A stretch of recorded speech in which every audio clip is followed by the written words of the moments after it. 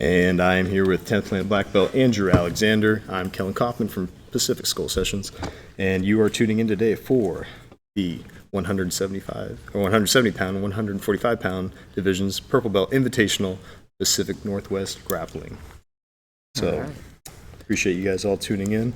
Our first match today is going to be Caleb Stecker out of Grants Pass, head coach right here, and Justin Murray from Sunshine Athletics, head coach Chris Sunshine Lesioni, and we will begin in just a moment here. Today's live broadcast of these matches is brought to you by Flow State Apparel, Rogue Protection Group, Pacific Skull Sessions, also on YouTube. If you guys want to check that out, like, subscribe, as well as the actual Pacific Northwest Grappling Invitational, second of many to come. All right. Yeah, we're good. And we'll take you to the match. Get our first match going here. Got Caleb, purple belt, versus Justin Murray. Kind of a late replacement here. Caleb elects to pull guard. Justin stepped up. Justin's actually a blue belt.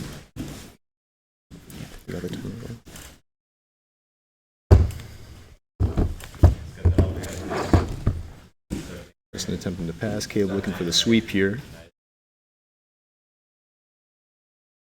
Caleb possibly looking for some entries into the legs. Ooh, good outs. Good 50-50. Ooh, that inside heel hook is tight. Pressure's belly in. down, tap. And we got our first submission. Nice, beautiful. 50-50. Inside heel hook. Ooh, super fast. Caleb Stecker takes the win. Justin was doing good. Just sometimes they just come on. You get caught sometimes, man. Get laced Good up, stuff, especially Justin. with an experienced leg locker. Oh yeah, this is another thing.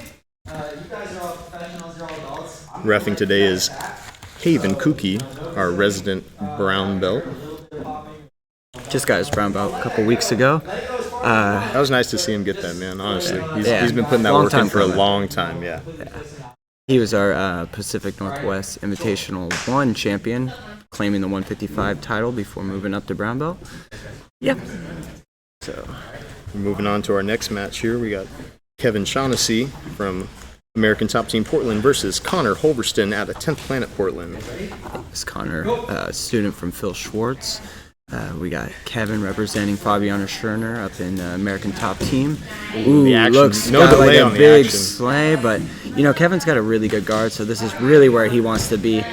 Ooh, these guys are Got coming those at it. frames coming up. Nice defense. Good scrambles. Looking to get in that clinch. Let's slow this down here. Looking for Nice. some passing work. Good top pressure by Kevin.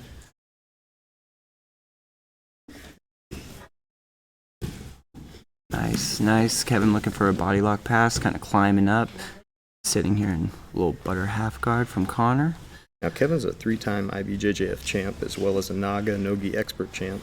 I mean, this guy's really bringing some experience to the table here for this match. Yeah, this is actually I believe it's a rematch from the Heart and Hustle a couple months back. I believe. I know these guys were Kevin anxious to won get in here together. Yeah, I believe Kevin took that whole division, so be interesting to see if Connor can get one back on him. Ooh, nice little exchange here. Looks like they're looking for some barambolos, mixing in some leg locks. Ooh, When you run some What of these a matches minute. back, yeah, geez, Good. Louise, we're 1 minute in here, and that was some phenomenal exchanges back and forth. awesome. So looks like he's looking to straighten out that inside leg. It gets a nice little pass, but Kevin using that to get in on the Entering leg. the leg, and that's We got a deep. nice Looking for that outside bite. heel hook. Oh, Tap, he got tap. the knee We on. got- Beautiful. Nice, good outside heel hook. Some quick action today from Looked like Kevin a- and Connor. Looked like a straight Ashigarami there. Kevin gets the finish. Good Beautiful. work. Beautiful. Nice, guys. 2 down. These divisions are moving fast. Winner. Beautiful. Yeah, these guys aren't messing around today. They're really looking to come out and get some finishes. This is what we like to see. Yep. Our next match is Brady Huang All right. versus Thomas Prefontaine. So this is kicking off Group 2. Brady coming from us from Los Angeles, California. He is representing Black House MMA. as well as the Cave Academy. And then Thomas Prefontaine, late replacement. Last night, decided to jump in the group, one of our blue belts here at 10th Planet Grants Pass. This should be an interesting match. Brady coming off a big win at submission-only series, got good top pressure passing. And Tommy's got quite an interesting game. A lot of unorthodox techniques. Likes to play fly traps and lots of sneaky ankle locks from just about anywhere. So this will be a good clash of styles. Brady, again, coming into this with a ton of experience. He's an 11-2 MMA fighter at 135-pound bantamweight. Looks like we got a mission Japan control for here. Pancras. Thomas playing a little bit of rubber guard. Thomas has phenomenal rubber guard. His flexibility and his clinch work is so hard to deal with. So it looks like Tommy just working on getting that hand to the mat, but Brady's a little wise to it. He's going to posture up, controlling that wrist. Ooh, looks like he's handing it off under Thomas's body here. Looking for that pressure pass. This is interesting. A little mouth cover. A la Wagner Roca. Putting his mask on. Gotta have a mask.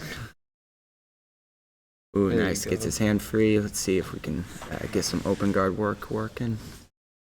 Brady looking for that pass. He's being slow and methodical, making Thomas's life uncomfortable, to say the least. I like how he is using that That under cross the grip behind the cross back. grip under the back. But, It's old school, but I like that too. I like that for passing, setting up. And get that frame on the knee if you can. Ooh, there we go. Now he's getting a little bit of posture. See if we can break open this guard. There we go. He's got that frame inside. Ooh, Thomas looking at walking up his guard. And Brady gets that knee across. Nice. Gets a pass. Now, he's got the pass here. Just be mindful that Thomas does like to attack from bottom side. He does have... Beautiful submissions from there. yeah, he's got that fly trap that he likes working from Jeremiah Vance. A little rubber side action. But Brady's doing really good. Just keeping that pressure. Excellent jiu-jitsu. Just keeping good chest pressure down. Looking to work his way to the mount and not let Thomas get that right leg of his up there. We're about 4 minutes into this match, and these Yeah, fellas are not slowing definitely. down. This methodical clinch work, this passing these games of inches right here, this is what it's all about. Look for some high-level displays here. Purple belt, if you don't know, if you're just tuning in, if you don't watch a lot of submission grappling, you're going to see some Ooh, there we high-level go. Good techniques and inversion. exchanges from these guys. Maybe be a little quicker on those arm locks, but good way to retain his guard. But ooh, good change of speed right there. Brady's pass passing that is leg, very, yeah. very smooth. We're about 4 minutes in. We got 2 minutes to work here. So time clicks away. So for everyone watching, this is going to be an 8-man round robin for the 145-pound. We're doing it Kasai style, where there's going to be 2 groups of 4, 2 points for a win, 1 point for a draw, no points for a loss, and the 2 athletes with the most points move on to the final. Ooh, got a nice little arm lock he's working from side control. Maybe he used that to mount it. Maybe look for the back here. Thomas Nice. comes back Just in, absolute protects his control hand, from gets Brady. free hand. I love how he's holding that side control. He's keeping that left knee into the armpit of Thomas. Really just limiting the movement. Now he's working toward the back. A little bit of pressure. Thomas doing a good job at bellying out, turning back in, getting his hands back together, We're looking about for a 5 regard. minutes in. We got 2 minutes to work here. As Brady moves to the mount, looks like he's working his way up into a armbar. Maybe we'll see an S mount. Maybe he'll switch it to a back control. Find out. Ooh, looking for that Nogi Ezekiel. Just trying to put on that pressure here. So definitely making Thomas's life uncomfortable, to say the least. But I don't know if he Thomas eats a lot of punch chokes on the mats. He's accustomed to it. I don't think you're going to really affect him too much with those, but at least it gets you going. Ooh, this is getting interesting now. Thomas in on a leg. That looks tight. That's a strong ankle lock. But Brady is almost out of it. There we go. Now he's out. Legs are clear. Back and side control. Great leg lock defense from Brady here. Thomas is going to need to re-guard here and kind of reevaluate his options. Yeah, we're His rubber side game coming isn't in at necessarily 45 seconds translating. left, so we'll see if we can get a finish here. It looks like this is heading toward a draw unless Brady can make something happen here from side control. 7-minute regulation matches. There's a lot of time to work. These are going to be some interesting exchanges that we're going to see from these guys. Down to 30 seconds here. Tommy's still just fending off that arm. Good opening round, considering, Tommy coming in late last night to jump in the bracket. And honestly, Well, that's Brady, what it's all about, putting up your own money to bet on yourself. He's stepping up into a skill division we got above 10 himself. seconds left. Let's see if we can get the finish. Tap, Oh, right. nice. Right at the Right on the buzzer. buzzer. 5 seconds left. Beautiful. Brady gets the Americana finish, I believe. Great Great match. first round. Almost went the full time. Great job from our athletes here. Brady with the victory. Beautiful, beautiful. All right, great first match. So Like I said, we've seen Brady put on some great shows at these submission-only series tournaments. So next one is Alec versus Jordan Macy. Coming in with a lot of experience. I'll have the time. We got Alex Sachs versus Jordan Macy. Alex Sachs is fighting in the Atos Jiu-Jitsu, representing Andre Galvao. Jordan Macy is representing the base as well as 10th Planet Portland. We got head coaches Chris Deely and Phil Schwartz over there. Nikki Kodigbach coaching Jordan Macy. Let's say just cardio is not going to be an issue here for Jordan Macy. He's always posting on his Instagram videos of him doing kettlebell work and band work, strength conditioning, motivational posts. But you know what? I've seen Alex grapple deep before. on a guillotine. Nobody should take this guy for Great granted. recovery. Wow, man, the opening round of this is just all scrambles coming from these 145ers. All these guys are versed, man. These are all purple belts who put in their time, and the cardio is not going to be an issue. I don't think lack of inventiveness is going to be an issue. These guys are really looking at finishing these matches. I mean, look how fast these first We got few another are going. rubber side attempt here coming from Jordan now on the bottom. Alec maintaining that strong side control pressure. You know, coming from Atos, the positional game is going to be A1 coming from the athletes there. So Definitely. look for Alec to really apply the pressure and make his way to a choke. I'm thinking he's going to look to try to take it back or nice reversal. look to get up on a guillotine. So Jordan getting a nice little bridge, getting on top. Alec in bottom side looking to recover his butterfly guard. He's got the one hook, but beautiful hip switch by Jordan Macy to stay on top, stay in side control, and Nice. then work his way to the mat. Great advancement to the mount. Yeah, that was beautiful. Got that underhook on the far side, looking to maybe set up some chopping block action if he can clear those legs. And back into rubber. Let's see if Ooh, Al there can we get go. a guard back. It's looking like he's looking for a 411 entry there, but Jordan's a little wise to it, trying to keep that pressure down. Now he's hunting on that front headlock. Man, these boys are scrambling. Got 5 And we minutes got- left here. A lot of time to work. We got Alec back on top. We're on the side. Be mindful of that. We should probably get a reset here in a little bit. But, ooh, we got a reverse triangle from Jordan. That could be tight. Now that he's got him on top, that arm is super vulnerable. Let's see if Jordan can finish it with a Kimura right here or maybe even a straight arm lock. Luckily, Alex got that far side arm in there, maybe relieving a little bit of pressure on the neck. But he does need to be cognizant of that arm. Yeah, I think that arm in there is kind of saving him from the choke. But, man, that arm is just in a whole lot of danger. He's going to have to create some space very quickly. These gentlemen using the full mat space here. Definitely putting the mask on. We got some COVID restrictions, ladies and gentlemen. Putting his mask back on. Ooh, That is deep. Like you said, just he's got trying that to arm in there. to make him uncomfortable. Buying survival time. I know of, training at Autos, I'm sure Alec has no issues being here. I think he can. Oh, yeah. Adversity is the name of the game, probably. It is true. We got about 4 minutes left on the clock. It's got Looks that like, underhook at that angle there. Maybe trying to set up a Kimura grip. Looks like Alex just trying to, make sure that choke doesn't come on, looking for a spot. I mean, Jordan really should be attacking this near side arm. The fact that he there we wasn't, go. and And he's there it out. is. Yeah, He's out. Beautiful. Nice perseverance on behalf of Alec. Good start. I think that kind of woke up Alec a little bit as he dives into the guard. Let's look for some strong posture from Alec. Jordan Macy being a 10th Planet Portland guy, you know he is versed in rubber guard. Yeah, perfect. He's got that New York position here. Got good control of his knee here, but you notice how Alex putting him on that hip on the rubber guard side, kind of He trying to hasn't yet. pressure through as he just did and break his head through. Which Didn't was, have that zombie. Yeah. Right here, he's getting that overhook. Look for a free New York probably right here. But Alex's posture is just Sitting back. incredible He's gotta right watch here. that arm on the mat. Ooh, maybe a butterfly sweep coming. Good press. And he elevates him to Beautiful. no avail. Alex just Beautiful. got that great Atos And we base. got- Beautiful pass. Yeah. I would say Alex pressure passing, especially from the body lock, is one of his main go-to moves. Super strong in that position, and he uses it to pass the side control. Now he can put a little bit of pressure on Jordan after fighting out of that tough reverse triangle. We got about 2 minutes, 50 seconds left as we got Alec working from top side, just keeping that pressure, making him carry his weight here. See if we can get a move to mount. Maybe he can start setting up some Kimura traps here. You can see Jordan framing with that left forearm. You can see him setting up that rubber side control. Maybe looking for a fly trap here. Keep an eye on Jordan's right leg. Maybe Trying to slide that knee back in for a shield, perhaps. Yeah. Again, Alex's top pressure is just so phenomenal. With 2 minutes left in this round, I mean, it's going to be hard to upset him and sweep him again, but don't rule anything out here. Jordan is very adverse to this position. We got 2 minutes to work as we're winding down here in the first round of the 145ers. Appreciate all you folks tuning in on Twitch for the live stream. Beautiful.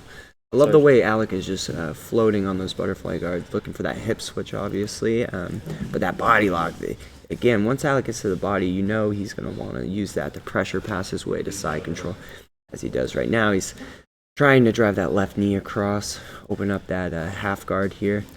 Like you said, if you look at some of these guys, it's just the gyms they train out of. You can make some inferences about what kind of technique they're going to represent here today. Beautiful pass. Closing in on 1 minute left. Let's see if anybody will get that quick submission. So far, we've had all submissions in our opening round. So maybe first draw. We got 1 minute to work. 1 minute on the clock.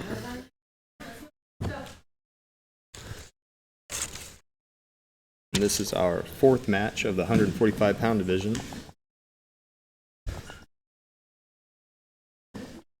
Jordan got a single butterfly here. Ooh, got an Ashigo. Oh, I love the way he's pummeling. Yeah, he's looking for that 411, but Jordan's wise to it. Oh, great elevation on Alex's part, but Jordan is just a step ahead of it. But now he's got that X, and he's switching to an outside Ashigurami. Just got to lock those legs up. Those legs being open is going to be a little bit of trouble, but he moves it to 50-50, and now we have kind of a little stalemate here as he's got Jordan's leg just brought across. Ooh, we got our first heel hook of the night. There we go. Alec working, trying to find that inside heel hook. We got 10 seconds left. 7, 6, 5, 4, 3, 2, 1. Time. And we have our first draw. Man, what a match. What a match.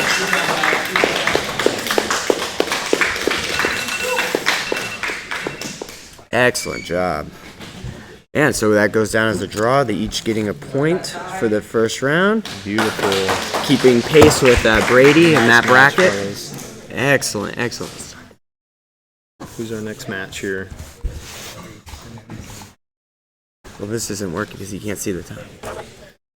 All right, who's next? I can. Calm down. Or give it to Haven. Who's next? All So, right. Our I'm next having match, this over match here. 5, will be Brandon Todd versus Wesley Cordova. We're going to start off the 170 division. So 170, Alright. Brandon, Wesley. So we have Brandon Todd versus Wesley Cordova. All And we're right. going to go back to the live feed. And we're live. 7 minutes. Mm.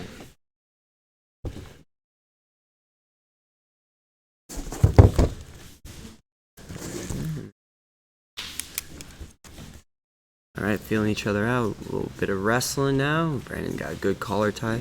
Ooh, good shot, but ooh, Brandon gets under it and he counters for an easy takedown. Now looking like he's playing outside this half guard. A little bit of knee shield working. Brandon, the missing link Todd, joining us today from SBG Idaho. Attending coach Sam Durham versus Wesley Cordova, coming to us from Addison Bros Jiu-Jitsu Academy. Wesley's coming in here with a lot of experience, CJJ champion.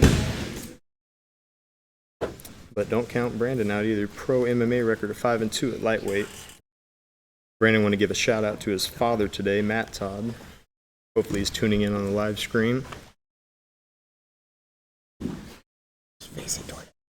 Looking for that seat belt, possibly for the back take. Beautiful work for Brandon. Nice and controlled. Keeping Just that kind of pressure. feeling him out. You know, he's not looking too antsy right now. He's just feeling himself. Wesley, bottom turtle right now. Just got to try to stay calm. You know, every once in a while you start the match off a little behind. You know, guy gets a quick turtle here. Just try to stay calm, fight the hands, and try to work back to a safe position. But Brandon's making it tough for him as he got that arm across the neck. This could be over. He's got the back. He's got the hands locked. It's really close to the edge. But Wesley's going to keep fighting. Oh, and we get the tap. Excellent job. Win for Brandon. Brandon starting off ferocious with Beautiful a win. nice Beautiful submission win. Winner. Rear naked choke. Nice. Good job, Brandon. Calm down. When I give you the go, well, then we'll go. Okay? That way I get time to put up their calling cards, too. Just need All right.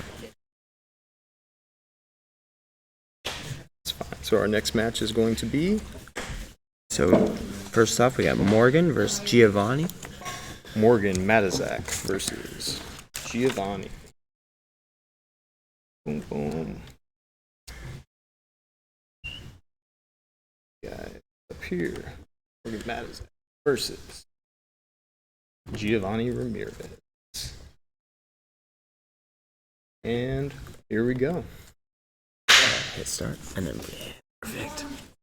All right. Giovanni Ooh, Ramirez. big double leg. Oh, We got a blast double. Now he's in side control. Giovanni, wow, coming out hot. representing Addison Bros Jiu-Jitsu Academy. Ooh, he's got that. He looks like he's trying to isolate that arm, but Morgan gets his guard back. Again, another Slow 10th him down a Planet little Portland guy, Morgan Matizak. Yeah, look for some strong dead orchard game from Morgan. I know that's one of his go-tos from his closed guard. But man, Giovanni bringing the pressure. Outstanding wrestling to start.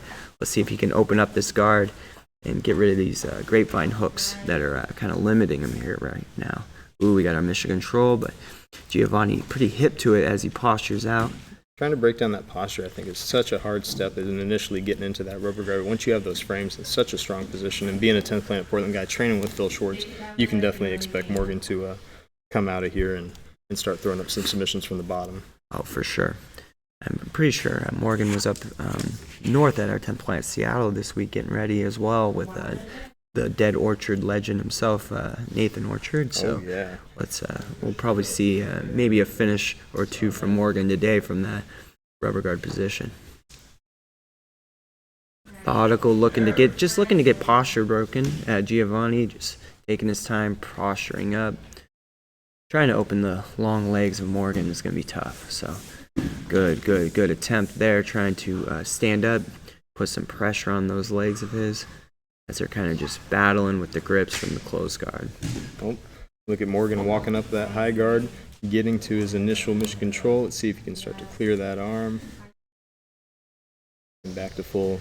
Good pummeling, good pressure. These 170-pound boys are so big. You know that's tight in there. You know that's rough. Every inch a battle. Every second a war. Perfect. Morgan back up, looking to play, elect to play off his back.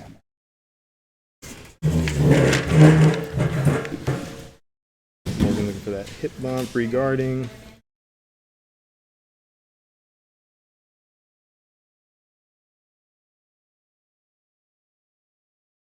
Shout out to Giovanni's sponsors, Bucked Up and Titan Clothing. You can use promo code FRESCO20 or FRESCO15 on Bucked Up and Titan Clothing to get some discounts.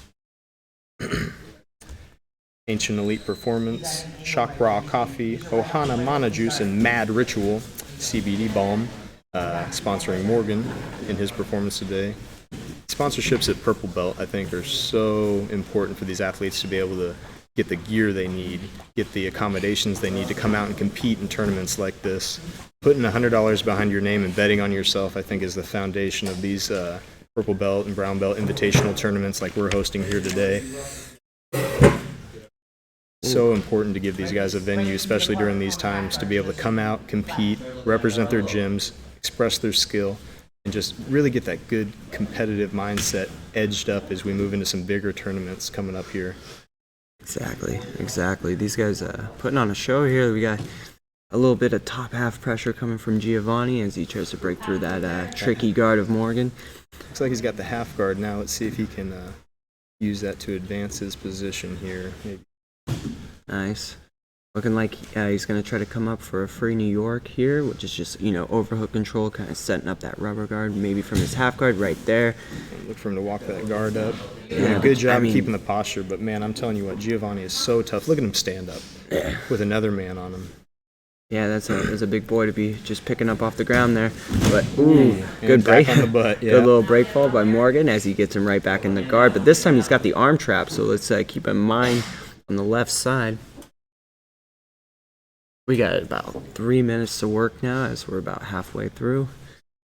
These guys going to war. We got just a very strong positional battle. Giovanni trying to stand up out of this long guard of Morgan's, and Morgan just not letting him, looking to get him down, break him down, try to get him into a rubber guard, maybe trap a hand on the mat. These grappling matches, there we go. We they got the are mission essentially control. a controlled fight, but you know what? These guys are having fun out here. They're joking, they're laughing with each other because it is a display of skill, and neither one of these guys are feeling the pressure. It seems like they're both having fun. They're both being creative.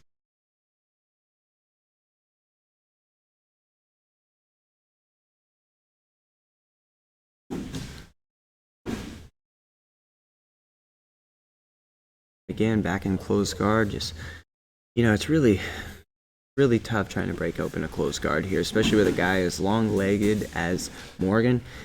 Any little mistiming or misstep, you're going to land right into a triangle. You're going to land into his rubber guard, which Giovanni's really actively working against there. So now, in the open guard, let's see if Giovanni can make some passes happen. Good pressure, forcing his way into what looks like a top half guard here. If he can just clear that other leg, we can get a side control, and I think Giovanni can really start getting to work here. But Morgan's just heavy frames, great guard retention coming from Morgan here. Much the same. This has been the story of the match. Got that underhook on the far side leg. Morgan being the active guard player, just against a really, really heavy top pressure passer in Giovanni. So let's see if these boys can make... guys, they just come with that top pressure, that good positional game, Exactly. that strong passing, strong top half passing. But like you said, Morgan's able to retain his half guard here and use that to kind of stave off any of these threats or these passing attempts. Very impressed by both performances here. Ooh, maybe a Kyotera sweep in the works. But Giovanni just a little too heavy to be doing that. Nice wide base. Yeah, let's see if he can make something work as we get closer and closer to our time limit. We got about 30 seconds left, so let's see if any of these guys can make it happen, or are we gonna end up in a draw? Ooh, Keeping that arm safe. beautiful pressure passing, mixing up the speed, changing speeds on Morgan, but he still falls into that half guard of his. Ooh, but we got a leg entry. This could be quick. Looking for that But bite. Giovanni he's cleared is, the knee line. yeah, he's cleared the knee. He's out of there. Beautiful. 15 seconds. Let's see if we can see something wild here. Giovanni's been really throwing the heat. Morgan goes right back to the... great work. So it looks like that's going to go down as a draw. Each athlete is getting... No, we got a draw. Yeah, we got a draw. So it looks like each guy gets 1 point. All right. Perfect. So... Again, beautiful match here. I can't wait to see these athletes move on. So next up we have... Looks like we have Brandon Paul Kaufman versus Brandon Todd closing out the first round of our 170 bracket. Unfortunately, we had a few injuries to the card, so we only have 5 athletes for our 170 bracket, so they're all going to face each other, and we'll see who comes out on top. So, All right, Brandon let's get this match making kicked quick. off here. Yeah, man, Brandon, no rest for him. He's going to jump right into his second match with Paul Kaufman. Here we go, and they're live. Polly Kaufman, representing 10th Planet Grants Pass, head coach, my friend, black belt, 10th Planet, Eddie Bravo black belt, Andrew Alexander. Ooh, Both these guys are bringing a lot of experience. this is going to be a fun match because both are definitely going to be interested in feeling out each other on the feet, look to wrestle here. Paul, no slouch, looks for a kind of diving arm drag single as he comes up. Brandon using great control of the collar tie. Watch out for that Kimura trap. Brandon setting in, and we got our first takedown. Beautiful, beautiful work. Brandon looking to get his close guard back, but man, that top pressure seems to be the name of the game for these 170-pounders on top. Giovanni in our last match doing much the same sort of passing that Paul is implementing here. Ooh, nice arm drag attempt. Let's see if he can come up on top. Nice, Brandon Brandon. looking to enter the legs, while Beautiful. keeping that pressure. Interesting Cross little frame. arm drag grip Brandon's using to elevate Paul. I like that as he comes up and uses it to sweep. All entering that Z guard now.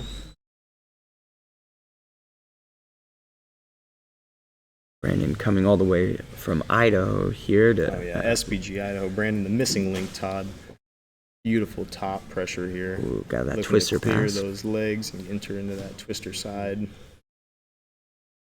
Paul doing a good job of turning Ooh. back up into him, disrupting his base, making sure he's not just giving that pass. Better be careful. There's always a back take there if they can get that far hip, but looks like Brandon is hip to it as he just elects to square back up and try to pass this knee shield. Get a little restart.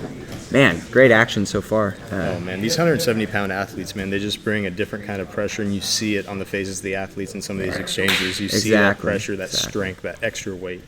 No feeling out process here for Brandon. He's just diving right in. Definitely not.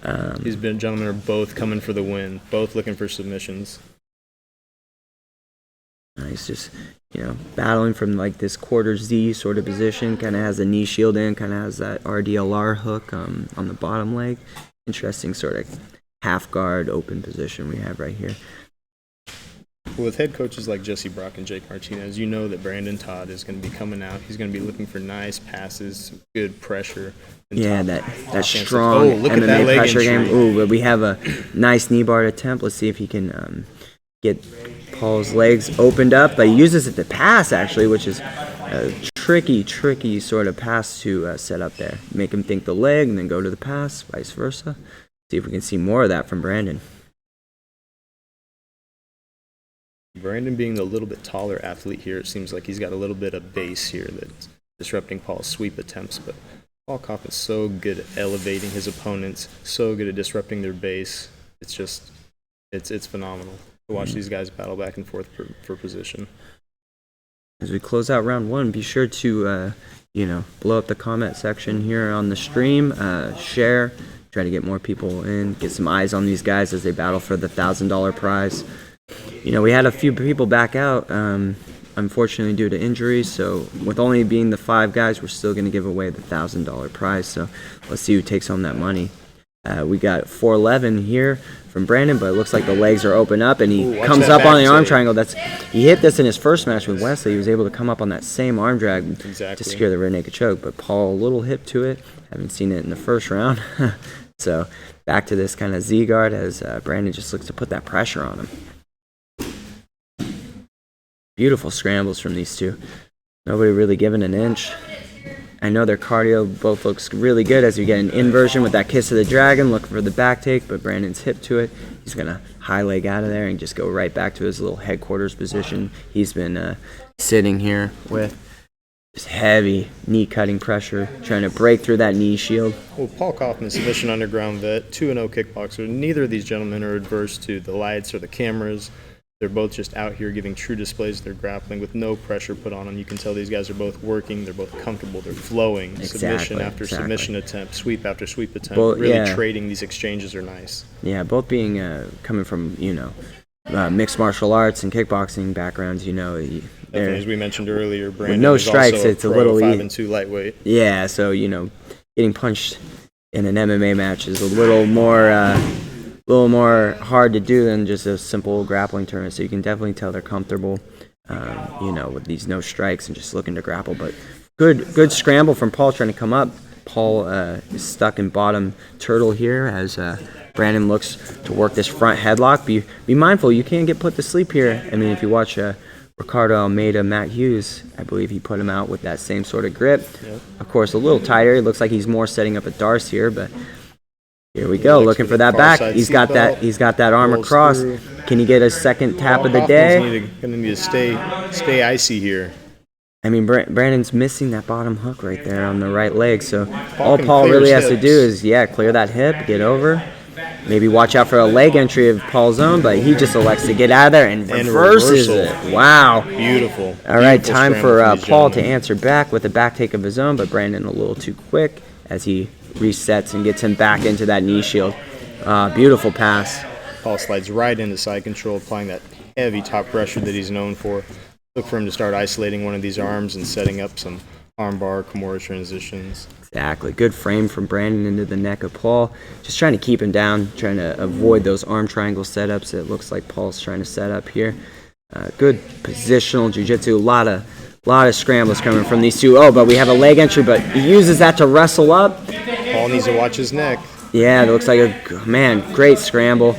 Good front headlock. He gets a snap down, and he's back to where it looks like Brandon Todd is very, very comfortable. This sort of turtle back position. Oh, and he elects for the Kimura. There we go. We got a Kimura Starts to sit trap. on the head. Paul Kaufman frees his arm and turns back into the turtle. This is a wild first match. This might come down as a draw if Paul can hold him off. We got that rear naked choke. That looks like that's tight.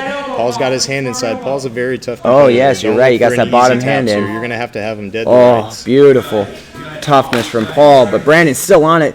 Don't blink. He could still finish it. About 10 seconds left. Looking to just kind of keep the position as they wind down for another draw. Man, great job from both people. They keep themselves in it, each getting a point. Amazing. Absolutely blistering pace from these two athletes here. And we have a draw, ladies and gentlemen. Referee Haven Kuki declaring so. All right, so Our next match is going to be Caleb Stecker from 10 Point Grants Pass is facing Kevin from American Top Team Portland. Awesome, we get another time going here. Caleb Stecker versus We got Kevin from American Top Team up in Portland. Kevin Fabiano Shaughnessy. Scherner Jiu-Jitsu. Beautiful. Can't wait for this match. This is going to be an interesting one. And we take you back to the action.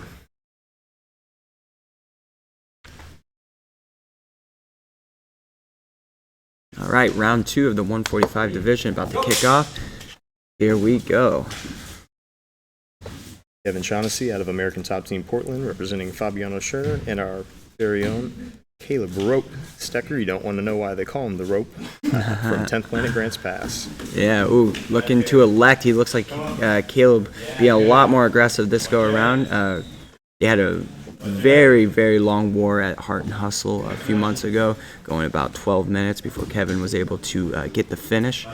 But right here, we got a little bit of rubber guard coming from Kevin, looking for a go-go Into that plata, go-go maybe clinch, even possibly? maybe even a go-go clinch here, but he needs to get that left arm under his Achilles, not over his Achilles. But just interesting position because he does still have that omoplata on the near arm there. But Caleb just, coming from a 10th Planet School, nothing he hasn't seen before, so looking to just stay calm, work his way out of there. Looks like he's got that chin tuck, giving him a little bit of room to breathe and get some blood into his head. Still not a fun position to be in, though. No, That definitely shin some right to the deep jaw. trouble. Just got to basically tough out of that one and just hope to get your face clear. The composure on behalf of Caleb right here is outstanding. Again, Oh, dude, that's interesting. We got a little gable grip. A lot of pressure on the neck there. We get the tap. Interesting. I've never seen that before. That was beautiful.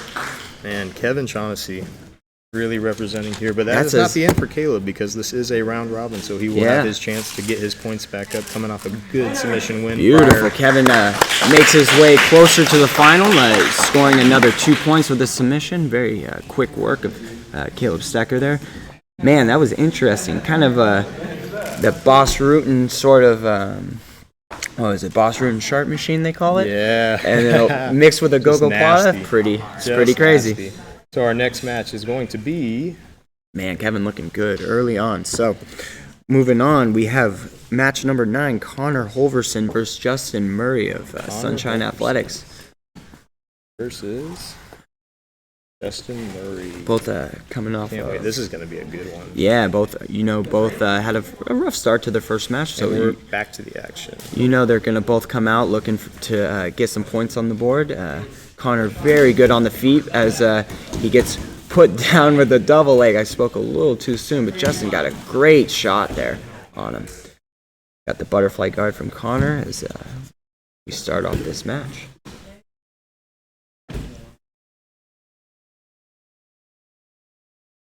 Shout out to Connor's sponsors, Feed Me, Fight Me. You can use promo code Connor10 to get a little discount there on some cool apparel and grappling wear from Feed Me, Fight Me. Yeah, definitely support Connor there.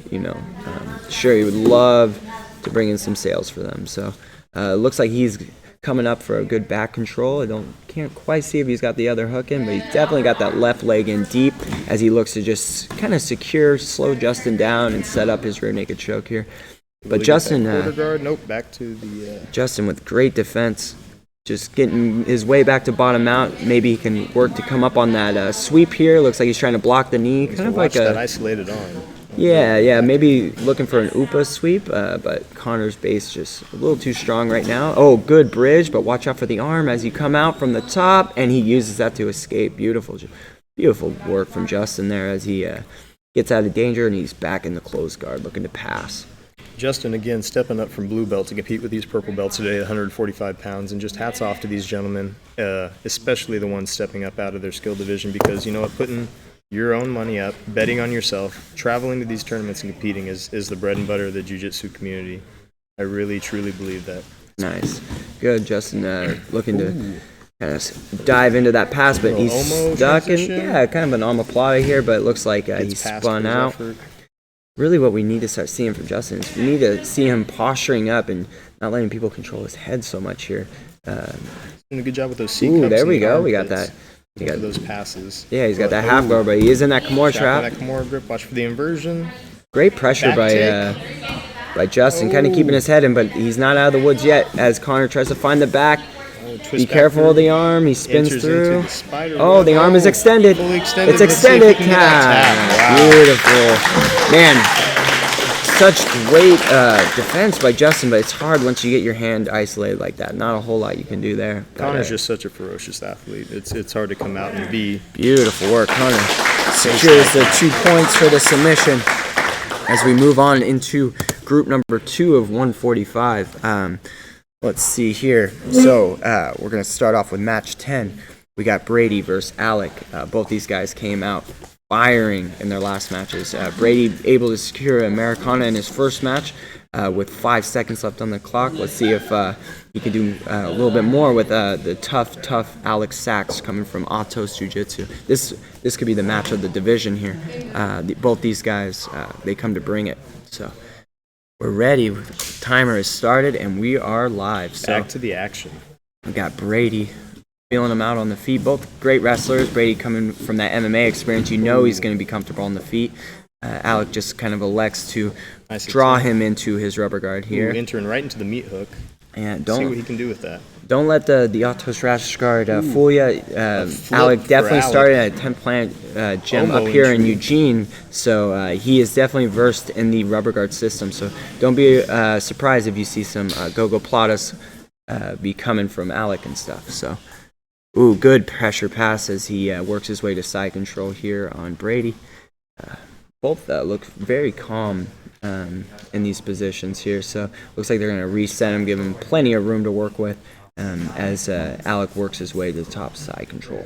I love that now that we're moving into a new era of jiu-jitsu. Just because a guy trains at Atos doesn't mean you're not going to see him pull rubber guard. Doesn't mean you're not going to see him go for some more flexibly inclined submissions. Exactly. I love the diversity here. And just because a guy's from 10th plant doesn't mean you're not going to see him blast someone with doubles and come in and top pressure him. Both these athletes have a very diverse range of skills. Very exciting, yeah. It's good to see people mix it up. We've seen a lot. We've seen some leg locks. We've seen some good wrestling, some good slams early. These guys are really bringing it. Looks like Alex looking for a Darce choke, trying to isolate that near arm of Brady here as he walks his hips around, looking to go around the north-south and back to the other side. Position. Yeah, looking for that can crusher Darce there. But Brady's hip to it. He's keeping that good frame inside. Staying calm, not really expending a whole lot of energy here in this bad position. So just look for probably a quick explosion from Brady to get his guard back as he's already working his way in. Perfect. With head wrestling coach Kenny Johnson, you can look for Brady Huang to be coming in and making some of these transitions based on wrestling, based on good posture, based on base. So even though he's on the bottom here, look for him to come back up and attempt to sweep and get back up on top. Exactly. A good butterfly guard from Brady as he looks like Alex able to hit that knee cut right to side control, and here we go again. We're back in bottom side for Brady as he's framing on the hip.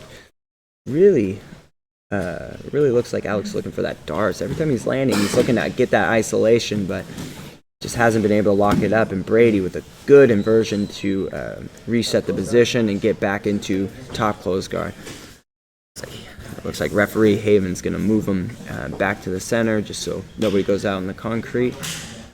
Perfect. Close guard. Well, that's perfect. We know that jiu-jitsu doesn't work in the streets, so got to keep these guys off the concrete, keep them safe. Yeah, we can't be having these sports guys wrestling on the concrete. So we got mission control from Alec. Looking like he's trying to get that hand in the mat, but Brady just playing a very strong positional game, just keeping his shoulders wide, not allowing him to clear that zombie. Exactly. And it looks like we got a meat hook where he's hooking around his ankle using that hand control to just kind of far side arm. Yeah, hold that position here, but it breaks open, kind of back into this close guard. Yeah, Brady actually did some fighting over in Japan for Pancras. Again, 11-2 in a bantamweight MMA. So not getting punches rained down on you is probably one thing to cut down on a little bit of anxiety coming in here for these matches. Exactly, and you can kind of see it right here in this game. Good, strong positional control inside the close guard. Yeah, his head Forehead position. Right into yeah, his chin, excellent. Flattening him out. Excellent position. You can definitely see the strong MMA experience from Brady, and then. Again, not to just harp on the MMA experience, but his jiu-jitsu is looking phenomenal. I mean, the inversion to get back on top, hip bumping out of that side control. Beautiful work by Brady. Oh, it looks like we have what we call the crackhead control, crossing the ankles, kind of like a high guard with this mission control. I can't see from this angle. Does he have that arm cleared? It's hard to say. He might not have the zombie, but he does look to work to lock that shoulder here. So maybe we can see an arm lock coming from the bottom, or maybe even that dead orchard. But it looks like Brady's a little too hip to it, and he postures out.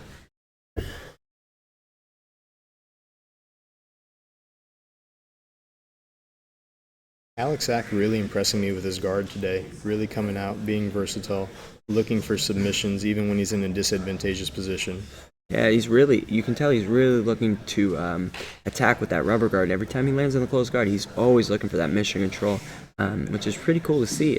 He's not relegating himself to being inactive on the bottom whatsoever. Exactly. Looks like he's Brady looking for that wrist strong control, hand fighting.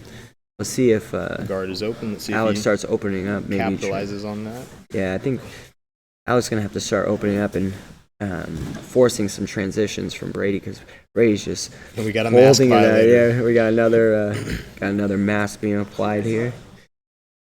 We got 2 minutes to work. Brady just no problem covering that airway of Alex. Not really phased too much by it, because Alex just working to get to his submission here.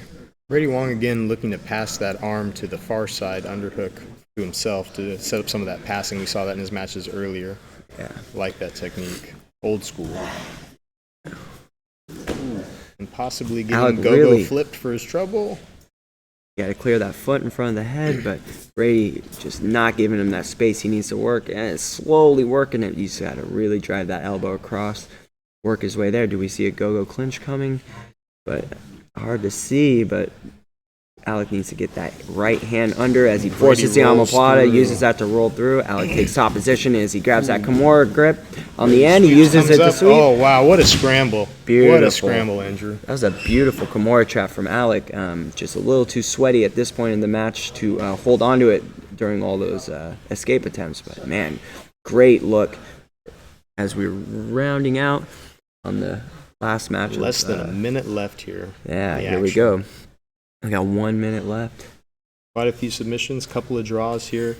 Not for lack of trying from these athletes, Andrew. Yes. Brady having a lead in Group B with a submission early on in his first match. Alec getting the draw, so he's down 2-1. Alex really looking to get a submission so he can close that gap between him and Brady in the group stage.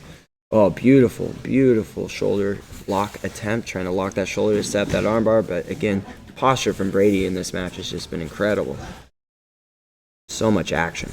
Neither one of these athletes is willing to stay dormant in their position or relegate themselves to being inactive from the back, and I really respect that from both of these athletes today. Beautiful, beautiful. Got a little bit of wrestling in the wall. We're going to let him play it off. Beautiful. They're going to go back to the center. Good work. What a match. Man, what What a match. it goes down as a draw, but my God, that was Two a absolutely ferocious athletes. beautiful work from both these guys. So as we come to an end of the 145 division, we have one more match in Group 2. We're going to have Jordan Macy from the base, Vancouver / 10th Planet Jiu-Jitsu, Portland.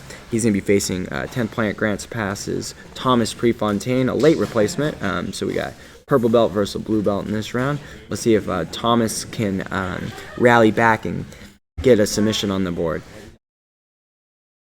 All right, and we're back to the action.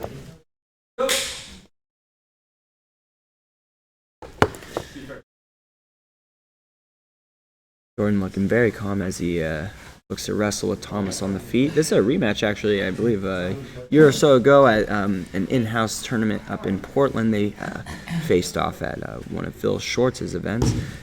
Jordan was able to come away with a submission victory. Let's see if Thomas can get one back and put himself on the board here. Thomas elects to play Oh, guard. beautiful mount from Jordan Macy. Gets passed for his efforts. Got that and head and mounted arm by control. Jordan. Looks like he's trying to climb up. Maybe look for an S mount. Maybe even an arm triangle. Again, Jordan Macy representing the base and 10th Planet Portland. Looks like Tommy looking to come in. See if you can get that inversion to a Yeah, he's trying to Hail get those legs in, maybe set up a leg attack from the bottom, but Jordan's positional game is just going to be a little too much this early to get those legs straight up. He's got to get him off to the side maybe if he's going to try to bring those feet in. Coming straight up over the top. Oh, there we go. See, he gets off to the side. He's able to create a little bit of Kazushi there. A strong Ashigarami from Thomas Prefontaine. He just really can't find that pocket of the hip for his right foot to be in, so he's kind of out there with just one leg controlling. But, oh, he gets a far hip. Now, look to see from these strong ankle locks. He gets such a weird position on these ankle locks. You may feel like you're safe, but you know, if he's able to go belly down, it doesn't really matter what leg control he has. He still has that breaking ability. Sometimes he sets up those Ooh, short, straight we have a ankles, battle. too. They both have a submission locked in, but looks like Jordan's hip to it as he starts to posture up, get his foot flat to the mat to try to alleviate some of that ankle lock pressure. Thomas really trying to commit to, maybe a little bit of Aoki action there. Oh yeah, a lot of mounted triangles from the chat. I guess Jordan Macy, very known for his mounted triangle. Let's see if we can see that, if Jordan can get back to the mount. Thomas Prefontaine has a lot of time to work here. He's going to commit to that leg. He's going to grip. He's going to pummel. He's going to re-pummel. He's going to re-grip. And he's not going to give that up easily without a fight. That foot is just sitting there for an inside heel hook. Thomas got to be careful, make sure Jordan doesn't fall back right into an immediate break there. But, good off balancing from Thomas. Oh, he's got that shallow ankle lock. Ooh, Mind you, of Boogie and Craig Jones, yeah, very similar, but that short ankle lock, very dangerous. It can apply so much pressure onto the top of the foot. But Jordan keeping his weight over the far shoulder, limiting the hipping ability of Thomas. I think he's going to be able to break this open as he does. There we go, perfect. A little close one. Hard to say. Jordan just looking so stoic. Nothing really phasing him, so hard to say if that was close, but And Thomas staying cool under pressure, looking for his attacks, looking to work his game and implement his very unique style of jiu-jitsu. all right, let's see if we can see a mounted triangle coming. Ooh, putting the mask on, man. Another mask. A lot of, with who's number one this weekend, everybody just pulling out their best Wagner Roca, Oh, wow. Looks like that mounted triangle's coming up. Mind that left leg of Jordan. He's trying to get over that elbow, but Tommy's so annoying with those legs, always coming up, looking to funnel into the legs. That can be very frustrating for a guy in Jordan's Flexibility position. and inversion protects And look him at so that. much. We got that mounted triangle coming. See if he can lock that leg behind the knee. No, and Thomas able to get his legs back into the equation. Beautiful top passing from Jordan. Thomas is throwing a lot of unorthodox escapes his way, but he's just flowing, rolling with the punches, just getting around the guard Super pretty strong easy. positional game, making Thomas's life uncomfortable. That mask, as we were calling it, the hand over the mouth, the smother, that just steals the athlete's cardio. It's going to make it so hard to generate explosive power later on in the match when you're struggling to recapture your breathing, struggling to lower your heart rate. Exactly. And coming in on short notice, Thomas has got to try to limit these exchanges here because it's just tiring him out.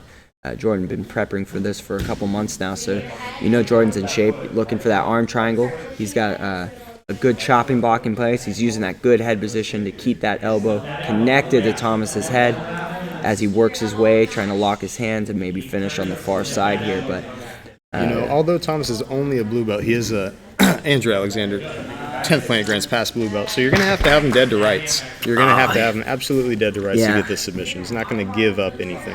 Yeah, I mean, I try to kill Tommy here at least once a week with these arm triangles, so if it's, man, you're going to have to really lay one on him if you're going to tap him, because we beat the crap out of Tommy every day. Thomas looking to get his frames back in, maybe try to catch an angle, get back to a quarter guard. I like these frames Jordan's using to just try to close his elbows in. He's looking for an S mount, maybe even push that elbow through, and watch out, he's kind of in a dilemma here. He's the arm lock, and you got that triangle. And Jordan gets the shin. Yeah, so really Jordan can do whatever he wants right here. He can bring that left knee all the way through and try to get it flush and attack that mounted triangle, or if he can't get that, he can switch to the other arm and maybe just attack the spider web right here. So he's got him in a lot of trouble here as he pins that shin down, using his shin to pin that arm down there.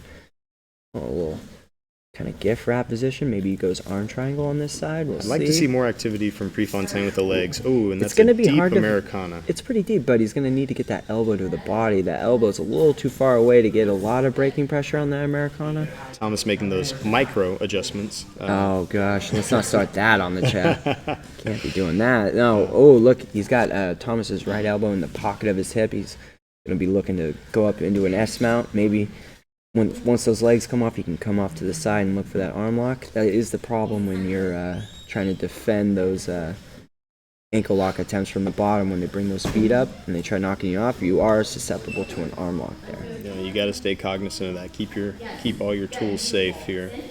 Thomas looking for a slight inversion, seeing if he can work that leg up and around, maybe a handoff. There's the mounted triangle. Like he's on the chat right now, just listening to the guys there. There it is. He's got the mounted triangle locked in. Can he get enough pressure to get the choke? Deep. I like how he's curling his shoelaces around Tommy's stomach with his left leg, kind of limiting his bridging ability. That's interesting. I haven't seen that in a bit. We have 15 seconds left. Looking for the finish. Could this go down as 10 a draw? seconds. Oh, he's got that arm lock. He should really be trying to get that arm lock. Trying to put a mask on here is not going to get the submission. 2. Thomas going to hold off, and it looks like it's going to a draw. Oh, wow. Great job. Great display from these two athletes. Great display. Tenacity and grit. Tenacity and grit. And Jordan and Thomas draw for the next match. Beautiful. Excellent job. So that rounds out our 145 division for the round 2. So let's start round 2 for our 170 pound. Next up, we've got Paul Kaufman versus. So we got Giovanni Ramirez versus Paul Kaufman to start off round 1. Paul and Brandon go into a very tough draw in their first match. Same with Giovanni and Morgan. So let's see if one of these guys can come away with the submission. Both are going to come out very strong wrestlers, very aggressive. So this one's going to be wild. Don't look for any concessions on either one of these gentlemen's parts. Beautiful. Got that front headlock. Don't know how deep that is, but he's respecting it by pushing far on the hip. Looks like he's got the jawline, turning that head a little bit, applying some pressure to the inside. Yeah. Not under the chin, just a neck crank at this point. Giovanni doing very well defending that choke, just kind of keeping Paul's hips away. He elects to roll through. Oh, man, this is tough. It's hard to tell if he has it, but I can't see Giovanni's hands, but it looks like he's pretty safe in this. Just being tough, trying not to let Paul's hips connect, but excellent defense for Giovanni as he settles for bottom position here, escaping that guillotine attempt. Paul going to work here from this sort of knee shield. This has been pretty popular today in the 170 group. A lot of knee shield battling. Guys looking to obviously attack some legs from that bottom position, but see if Paul can expound on this front headlock position, use it to move into some submission attempts. Based off their Lex for the crucifix. He actually hit this a couple weeks ago at Heart and Hustle. He was able to secure the win via crucifix rear naked choke. So don't be surprised if he can put him away here. He is very good in this position. Giovanni looks like he's in good position. He is passed, but his arm is trapped in a kind of awkward position. Paul has that far side leg tied up in a little bit of a half guard. Looks like there's a little space in the choke. Yeah, it's beautiful. It was a little off positionally. Gio just very tough with the defense there. You just kind of holding out. Make sure he didn't get under his neck there, because even in a weird position like that, if a guy gets under your chin there, it can still put you away. You got to be careful. You never know when you might be put to sleep. Oh man, the comments rolling in about Thomas looking like the Happy Gilmore's caddy. I don't think I've heard a better insult today. That's pretty spot on there. It's perfect. Perfect. Paul sitting here with his Z guard, looking to get some underhook action kicking off, but Giovanni very hip to it. He's tumbling back inside, not giving him much, looking for that pass setup. See if he can untangle these legs and work his way past. Ooh, good underhook on Paul. Let's see if he wrestles up. Wesley going for that guillotine. That looks tight. That left arm is deep around the neck. He's got to start hand fighting if he's going to be able to get out of that. Respect this front headlock position. Giovanni's a very strong wrestler. Yeah, his choking game just looking very strong. He uses that to sweep as he gets back into top top half guard as they kind of slow down here and they're getting their bearings back. A lot of scrambles early on with these two. A lot of deliberate setups, for the unversed spectator here, you might be looking at a little bit of scramble action going, what are they doing here? But be assured, everything is very deliberate. Everything is very precise from the position of these legs and looking arms like we get an Ashigarami. And Paul enters into the legs. He's going inside with it. This could be over quick. That looks pretty tight. Giovanni hand fighting. I don't know if it's going to be enough. He gets the tap. Inside heel hook for Paul Kaufman. Beautiful. Excellent leg work. Giovanni was doing well, but once those hands broke off, it was all over. Paul gets the submission. Great work from both athletes. Let's see if Giovanni can rally into the next round and get some points back on the board. That was great work from both those athletes.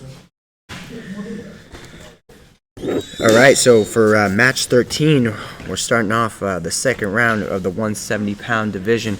We have Morgan out of 10th Planet Portland versus Brandon, who's just in a war with Paul Kaufman here. So expect a passer versus guard player. Morgan versus...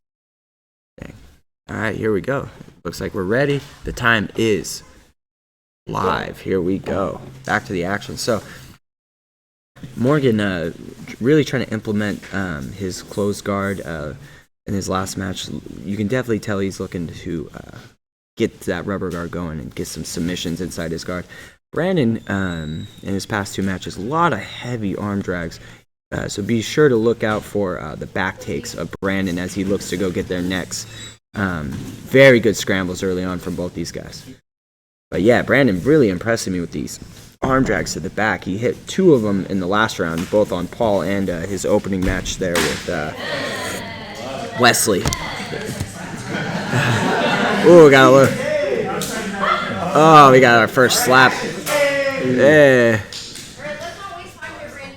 Brandon, taking a slap there, didn't quite see it, but he's tough enough. He's going to be pushing the pace. Morgan, not electing to pull guard, but, forcing him to exert some energy, force him to take it down, and then work out of that long guard of Morgan's. Got a little hybrid knee shield, Morgan trying to work that top leg in. Maybe see if he can do some inverting into the legs here. Yeah, maybe. As he gets that butterfly hook in, wouldn't be surprised to see a inversion or maybe an elevation into some sort of leg lock. But Brandon's kind of using that crazy dog pass with that right arm. He's weaving his arm through the legs to try to limit. Yeah, try to limit the hips of Morgan so he can't just pull him into that closed guard. Yeah, they're going to reset back in kind of that crazy dog passing position. Referee Haven Kookie, Pacific Northwest Invitational former champion. Yeah, he won the 155 a couple months back, defeating reset these gentlemen in the Jathan West. Yeah, that was a great match, too. Yeah. I'm glad to run in this back. Glad to be here with you today. Glad to see these athletes competing. Yeah, big slap. Yeah, that was a pretty loud one, but Brandon seems to be doing all right now. Implementing some of that top pressure passing. Ooh, messing with the feet, kind of faking out a toe hold, maybe try to get him to open up his feet, but Morgan just super comfortable off his back here. He funnels his opponents from that 93 guard or the butter half, as it's also known, into his closed guard just so well. Maybe was it an octopus guard? Yep. From Faraz. That was very nice as Morgan gets on top, uses the sweep. Let's see if we can get a pass going as he's fighting out of this omoplata position. Clears the arm. Man, excellent scramble from both these guys. This is doing great. Morgan kind of mixing it up, looking to get sweeping and get on top. You didn't see that in his last match, so it's good to see him mixing it up, changing it up, keeping it fresh here. So he's framing, got that that knee shield in. Maybe see a Kyotera sweep. He was attempting that in his last match. He sits up. Good hand fighting from both these guys. Morgan staying very elegant here. Yeah, very hard to pressure a guy who's just so long, but he plays it so well. He just keeps his head back, not really letting you put that pressure on him. Again, flowing so nicely between his half and seated guard, just so well. Brandon's passing attempts just come in flurries and flurries. Both these athletes Ooh, definitely good pressure, knowing their own good pressure style. pass. He's looking to work up that knees, but it's going to be very hard to open up a long guard of Morgan's. Watch out for that octopus. I believe it's octopus guard. I don't know. Maybe the chat could correct me. I'm not too hip to that one, but he's getting that left arm on the far lat, and he's rolling people so well there. So be mindful of that grip that he has right now on that lat. Maybe he can create a scramble off it like before. Almost looking like a harpoon sweep. Yeah. So got Jimmy Dolan in the corner of Morgan here. Jimmy Dolan, tough 185er. Maybe see him in the future show for our 185 event coming soon. That'd be great. Yeah, Jimmy's Great athlete. been on Watch your ankles around that guy. Yeah, super devastating leg locks. So being friends with Morgan, you know they're both going to implement a lot of the same game, being training partners and all.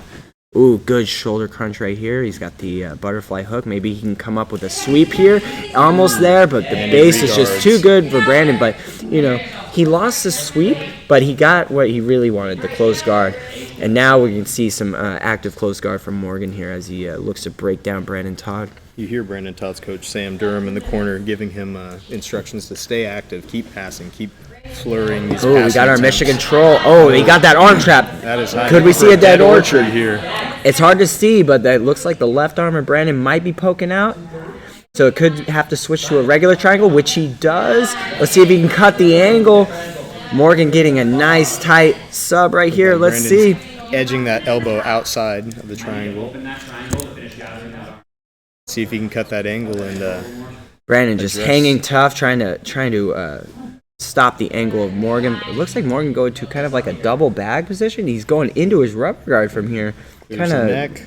Likes to go back. Yeah, just be aware. He still has that triangle threat. Maybe he's just kind of opening up, trying to trick Brandon into opening it. Oh, great escape from Brandon. I thought that was done. And now we're back into this half guard passing. Brandon really liking to get most of his passing setups from this top half as he works his way to side control, forcing the turtle.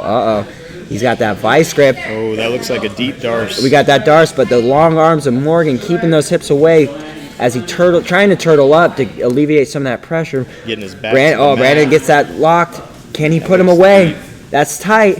He's still keeping that frame away. Oh, he gets a submission. My God. Nice tight. Brandon, Out the of missing link. seemingly Todd. nowhere. Make sure Morgan's good. Awesome. Morgan looking good. That was a tight darce. What a scramble from both those guys. Guys, winner. Boom. Brandon Beautiful. coming out with a big Beautiful lead. win for Brandon. Looks like we got a submission win for Mr. Brandon Securing Todd. himself 2 points in the round robin. All right. Next up we have So Paul getting back to work after a Wesley brief Cordova. rest with their 170 division. We do have an odd number, so at least one of our athletes will have to go at least twice. We'll try to give them a rest if they need it, but Paul looking fresh, ready to go as he faces Wesley Cordova from Adamson Bros Jiu-Jitsu. Here we go. We're starting it off. Our last match of the 170-pound division of round 2. Paul's wrestling exchange is looking really good today. A lot of good front headlock work, a lot of good entries. Yeah, a lot the of good takedown attempts. the wrestling from all these guys in this 170-pound division looking great. Nobody's shy. Not a lot of guard pulling. Guys are just super game to be wrestling on the feet, even though there's no points. So, they're just for honor. It looks like Wesley coming out strong, looking to get his hand fights, looking very calm. Good stance from both. Paul kind of having a really strong back and forth with his teammate Giovanni. Let's see if he can do much the same here as he gets his back control, hooks her in. He's coming across the neck. Wesley in trouble. He's looking to hand fight, but his arm is not quite in there, but it looks like he's right on the jaw. It's very tough when those jaw cranks here. He's got Having that. been in Cordova's Oh, we got position the before, man, submission. I'll tell you what, I knew that was tight. That was coming beautiful. Beautiful rear naked choke finish from Paul Kaufman. Another 2 points. And it looks like him and Brandon are Paul tied Kaufman now. by So rear naked choke. we might have to see a rematch here if they both continue to submit their way through this bracket. That was Right now, fast. they're very even. We got 5 points for Brandon, as And Paul Pacific moves to Northwest. 5 points as they're tied. We'll see if the rest of these athletes, Morgan, Giovanni, and Wesley, catch up with some subs of their own. So. Our next match, we've got Caleb Stecker stepping in against Connor Holverson. So this is another rematch from Heart and Hustle. They had another long war where Connor was able to come out on top. Let's see if much the same could happen or Caleb can get one back on him. So here we go. The athletes are ready. The timer's ready. We are live. Connor versus Caleb in our third round of the tournament. Starting it off in Group A, we got Caleb coming out with a very strong lead. We got two Caleb points. looking for that double unders, stacking him up, looking for that pass. Good pressure generated from Caleb. A lot of pressure coming from, I would say, the smallest guy in the field, weighing about 136. He jumping into this 45 division. No, never shy of facing much larger opponents here. So back to guard. We got Connor looking to get it going on the passing. Very explosive. Nice rolling Kimura, but it looks like Caleb able to get a leg in and switch that up. Don't blink, guys. This one's going to be a very fast-paced match. I'll try to keep up on the commentary for you guys, but Connor and Caleb throwing heat early. We got a leg entry. Nice. Going to 50-50. Can Caleb clear his heel? That heel is exposed. He is getting ahead of it. Caleb very versatile. Oh, on the Caleb legs, got looking for one of his own. bite. Oh, my goodness. Again, Caleb Stecker, submission underground vet with a win over Alistair Ferris via ride time. Ooh, beautiful Not averse to duck pressure under, or but wrestling. Caleb gets up on that neck. Trying to follow the scrambling of Connor is going to be hard, but Watch that back take. Ew, beautiful Clears work. the arm. I can't even keep up with these two. My God, this is shaping into the match of the night. Be sure to let me know at the end who you guys thought got match of the night. So many to choose from, but so far Connor and Caleb just lighting it up for Group 1 here. Both looking to get closed in on Kevin, who's got 2 submissions on the day. Caleb with the 1 submission, as well as Connor. So Connor and Caleb tied here, trying to catch up to Kevin, so maybe they can make it interesting. Ooh, good Kimura trap. Both 10th Planet guys, these guys are so technical. Look at these entries. Look at these exchanges. Yeah, Look very- at these advancements of position. Both being local 10th Planet guys. We got one Grants Pass guy versus one Portland guy. They're very hip to each other's styles, competing against each other at Nagas and sub-leagues. A lot of local competition, so they definitely no stranger to each other's games. So we're going to see a lot of scrambles. Ooh, that was great tight. rear naked choke from Connor. Slap that on there. Cannot blink with these two. Oh, Excellent man. work. Beautiful match. Absolute crazy display of skill here from these two gentlemen. And Connor pulls out the Interesting. W. Beautiful. All right. So, closing off match 15, we're going to go on to our next match. The last one of Group 1. For our round 3, we're going to have Justin Murray versus Kevin. Kevin coming out quick with a very interesting submission in his last match. Again, sort of like that Boss Rutan rib crush sharp machine. Sharp machine. He's a I sharp love that machine, name. but with an love omoplata that attached. name. I gotta have to go back and watch that. That was insane. So Oh, this is definitely going to have high rewatch value. both I can't wait to sit back and both rewatch are some ready. of these technical The exchanges. time is going. Here we go. Kevin, very confident. Electing to be a little playful here. Taken down in the half guard. Right back Stand to up looking for close the guard. back. Kevin looking very good. The top pressure passing from Kevin is looking great. He mixes in the pressure passing and the loose passing so well. It's almost like he's flowing out there. He's got that underhook. Look to see that arm bar. Beautiful. Back with He is a the little Kimura low, entry. but he'll just elect to get back to his butterfly guard. Justin Murray trying to bring the pace on him. Nice little step by around. Let's see if he can smash Kevin's hips here and try to secure a pass. Again, big hats off to Justin Murray stepping up from blue belt. Oh, he's in a Could knee these bar, purple though, belts. Oh, that looks deep. Looking pretty confident. Can he He's rotate and clear moving his knee line. It's still pretty tight. Watch the inside heel hook counter here as he tries to climb the leg, but Justin, expert defense. Having Sunshine in his as his coach, I mean, his leg lock defense is going to be pretty goddamn good. You know, Sunshine going over into Puerto Rico to learn the secrets from Danaher. You know, he's been helping his guys out with that leg lock defense. Definitely, and again, definitely. Looking and you're good gonna need pressure it with a there. guy like Kevin. Yeah, he's got very, very unorthodox entries. He's in on another outside heel hook tap. Ooh, wow, that was fast. Oh my goodness. Lightning fast. Kevin's- Absolutely astounding. Looks like Kevin securing his way to the finals. Let's see who will join him. The Kevin. pace is absolutely blistering here tonight. All right, Kevin, one step closer to the $1,000. We'll see who he takes on as we start Group B. Match 17. Let's start off the last round of the 145 division. Let's see who goes to the finals. We got Brady versus Brady Wong from Black House MMA versus Jordan Macy, 10th Planet Portland / The Base up in Vancouver. This is going to be an interesting match. Every match has been an interesting This match. is going to be interesting. Jeez. Jordan very smooth with his guard. Doesn't seem like a lot phases him. Brady Brady's gonna come with that blistering pace. Very good positional dominance from Brady throughout this tournament. So let's see if Brady's able to get on top and implement his game, or if Jordan's gonna be able to hit another mounted triangle and maybe put Brady away and punch his ticket to the finals. Ooh, good ankle pick, but it lands him right into the closed guard of Jordan, who immediately almost comes up and takes it back. But again, Brady securing the takedown, calming him down, getting back to the closed guard where he's going to look to just posture. Beautiful. Look for Jordan to funnel him into this rubber guard setup. Playing a lot of that. Ooh, passed. Ooh, didn't he have that foot on the hip, and Brady was able to get a nice, easy pass there. You got to be careful when you're playing the rubber guard. You got to make sure you're controlling your opponent's hips so you can't get those knee cuts like so. Been seeing a lot of good double bagging tonight, helping prevent that passing from the rubber guard setups. Yeah, using both legs to control the posture there in the rubber guard. Beautiful. Looking good with the defense on Jordan's part. He's just framing on the hip. Both athletes kind of feeling each other out. Yeah, here. talking a little bit on the bottom. Definitely super comfortable, keeping it playful, but also looking to get those submissions. Definitely not slowing down.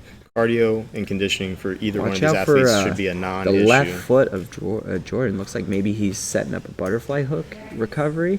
He keeps shelving that foot on his thigh. Maybe he's going to use that to tunnel in and get his butterfly guard back. But Brady just putting that pressure on, controlling the hips so well. Maybe we'll see him move into a mount. Jordan staying safe with his frames here, not giving anything up. Yeah, Brady coming all the way from Los Angeles, California.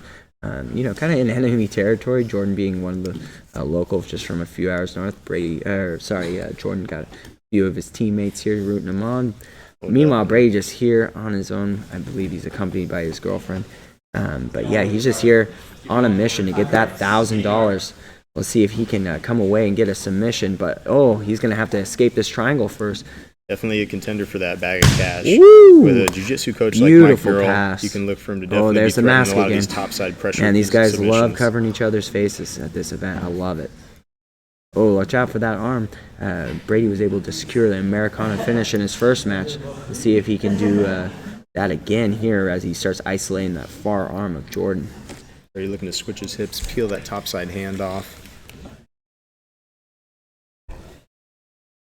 Both these guys just being super meticulous, working their way in, pummeling, framing, shrimping, trying to get those inches that matter. Oh, and a little bit of rubber side set up here, right into a fly trap. Let's see if he can get that leg across in front of the face and isolate that bottom side elbow. Oh, and he loses it. Such a hard position. If the angle's just off, when they start to pressure back into that leg, it just peels that apart. A lot on the line right now for Brady. If Brady can get the submission, he can come out on top and maybe secure his position into the final. But if this goes to a draw, this opens up the door for Alec, who all he needs to do is get a submission, and he can sneak into the finals there. Possibly grab that bag of cash. Yeah, exactly. So we got Brady with 3 points on the day, submission and a draw. And Alec hasn't competed yet, but he's got 2 points on the day with 2 draws, so we'll see if he's able to get that submission in the next round and make it interesting here. So Brady moving to the mount, looking to secure his way to the finals. He's trying to get a submission. Last time we were in the mount here with Brady, it looked like he came away with the Americana. Let's see if we can see him mix it up and maybe back to an S mount, but Looking to get to that chopping block. It looks yeah, like, I think that he's. far side elbow I believe that he's set gets up to an the arm head triangle arm. here. You notice too, he's got kind of a low body triangle with the legs kind of keeping Jordan here as he drives that shoulder pressure down. But Jordan looking very calm here, looking for his opportunity to create some Kazushi and enter into the legs with maybe a hip bump or even just rolling him all the way through. We got a Nogi Ezekiel attempt, really just trying to make him uncomfortable here. Maybe get him to expose his arms a little bit, give him a little bit of space he needs to set up a arm lock. Doesn't look like it's quite on the neck, but again, not comfortable to be in if you're in Jordan's spot. Maybe getting a little bit of mother's milk action, a little suction cup going on here. And postures back to the butterfly guard. And Brady again, just beautiful passing, so fast, lightning, throwing those passing attempts and flurries. And back to the closed guard here. Yeah, great Once matches. again, the pace, just Yeah. the pace from all these athletes. These No guys one's are- taking time off. No one's taking seconds off. This is Well, when there's money on the line and, today there's not a whole lot of opportunities to get out there and compete. These guys have just been dying to get out here and show what they've been working on in the gym. So there are going to be some pretty high-paced matches. And, everybody just really bringing it. In our last match, we had a quick heel hook finish. Justin Murray doing fine. No damage taken. He's in the warm-up area. He's looking good. He's feeling good. Knees looking fine. So no injuries today. Thank God, and everybody just really, really bringing the pace and pressure here. got about 1:30 left in this round here. Let's see what Brady can do with this top position. Moves into the mount, secures. Jordan's staying calm here. He's been out of this mount and into the mount a few times. Safe for his efforts thus far. See if he can create some space and get back to a guard here and try to throw up some of his own submissions. Brady, immense pressure with those cross faces, those punch chokes, those Nogi Ezekiels. Yeah, he's just constantly harassing the neck of Jordan, trying to get those elbows away from his body while keeping him flat, because Jordan's hip bumping is just so good. He's so good at taking that pressure people are putting on him and just elevating, creating those leg entries. Spamming those Nogi Ezekiels, spamming those punch chokes opens up that space. He kind of starts to walk his mount up a little bit, maybe isolating that elbow. Looking for some different entries here.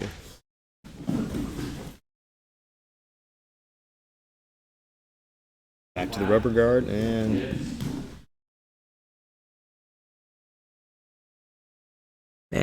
Jordan able to finally get out of the mount with a good bridge escape. Now let's see if Jordan can make something happen. Oh, great. that body lock almost into a nice pass there. Almost, but man, Jordan's so good at switching his hips. Brady into a leg entry. Beautiful, Perhaps. beautiful. Oh, just a little hiccup and he Less ended than up on 10 bottom. seconds here. 10 Less seconds. than 10 seconds. Oh, let's see if they go into the legs. Oh, Jordan up on top now. He's looking to maybe create something. It looks like they're going to run out of time and both guys are going to draw.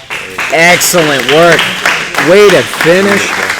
And again, today's Pacific Northwest Grappling Invitational is brought to you by Rogue Protection Group for all things weapons, defense, and medical. Flow State Apparel at flowstateapparel.com. And We got a Pacific draw. Skull Sessions podcast with yours truly. Another Unfortunately, it draw. looks Not- like that's going to be the end of Jordan today. It looks like he ends the day with 3 points. So now it's coming down between Brady, who's in the lead with 4 points. Alec has 2 points, so a submission here could force a wrestle off between him and Brady for the finals. A draw here will secure Brady into the finals. So let's see if Alec can get a submission and make it competitive and force a tiebreaker between him and Brady.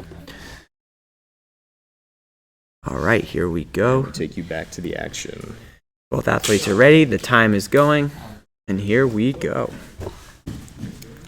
Thomas really impressing me today for stepping up with these purple belts. Last minute notice last night. Yeah. At the end of our normal weekly open. Oh, he's going. Ooh, he's got that deep control in his leg. Let's see what he's using to do this.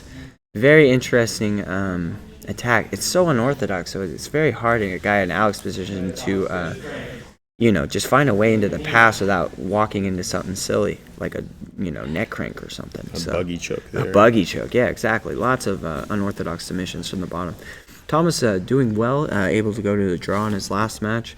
Again, 24 hours notice, he steps in, hasn't competed in a long time just due to the COVID restrictions. There's not a lot out there for these blue belts. So the fact him and Justin were able to come Alex down and and give competitive matches deep is head and arm. super. It's a feather in each of those guys' caps because these guys are tough. They're ready to bring it. But back to the action. Alec looking for a head and arm choke, maybe even Thomas use it to has got take the his back. forearm in there. Sometimes that can buy you some space. Sometimes that can Yeah. make it even worse. Yeah, it just really depends on the top guy's squeeze there, really. Maybe looking for a mounted triangle or a back take. Alec just Maybe looking very for that confident S here. mount, moving into a mounted Ooh, triangle, move very mounted interesting go-go, tight position of omoplata. the Omo. He's going to look for that Imanari finish, just get that sort of forearm across the neck, almost like a crippler crossface for my professional wrestling fans here. A la Chris Benoit. Look at that, just coming across. He's got that arm around the neck as well, and he gets the finish. Oh, wow. Excellent job. Beautiful omoplata work from Alec. Thomas That tried moves to... Alec into the final. We'll see. Let's see. That's 2. That will tie him with Brady. So it looks like we're going to have a wrestle off. So since there is a tie in Group 2, it looks like Alec and Brady will get a little bit of a rest, and then we're going to have them fight for their position in the final to face Kevin here. So we're going to go through the 170-pound division first. Let them decide who's going to be the winner of that, and then we will have a wrestle off to see who goes to the finals. All right, beautiful. We're going to take a little intermission here, and we'll be right back.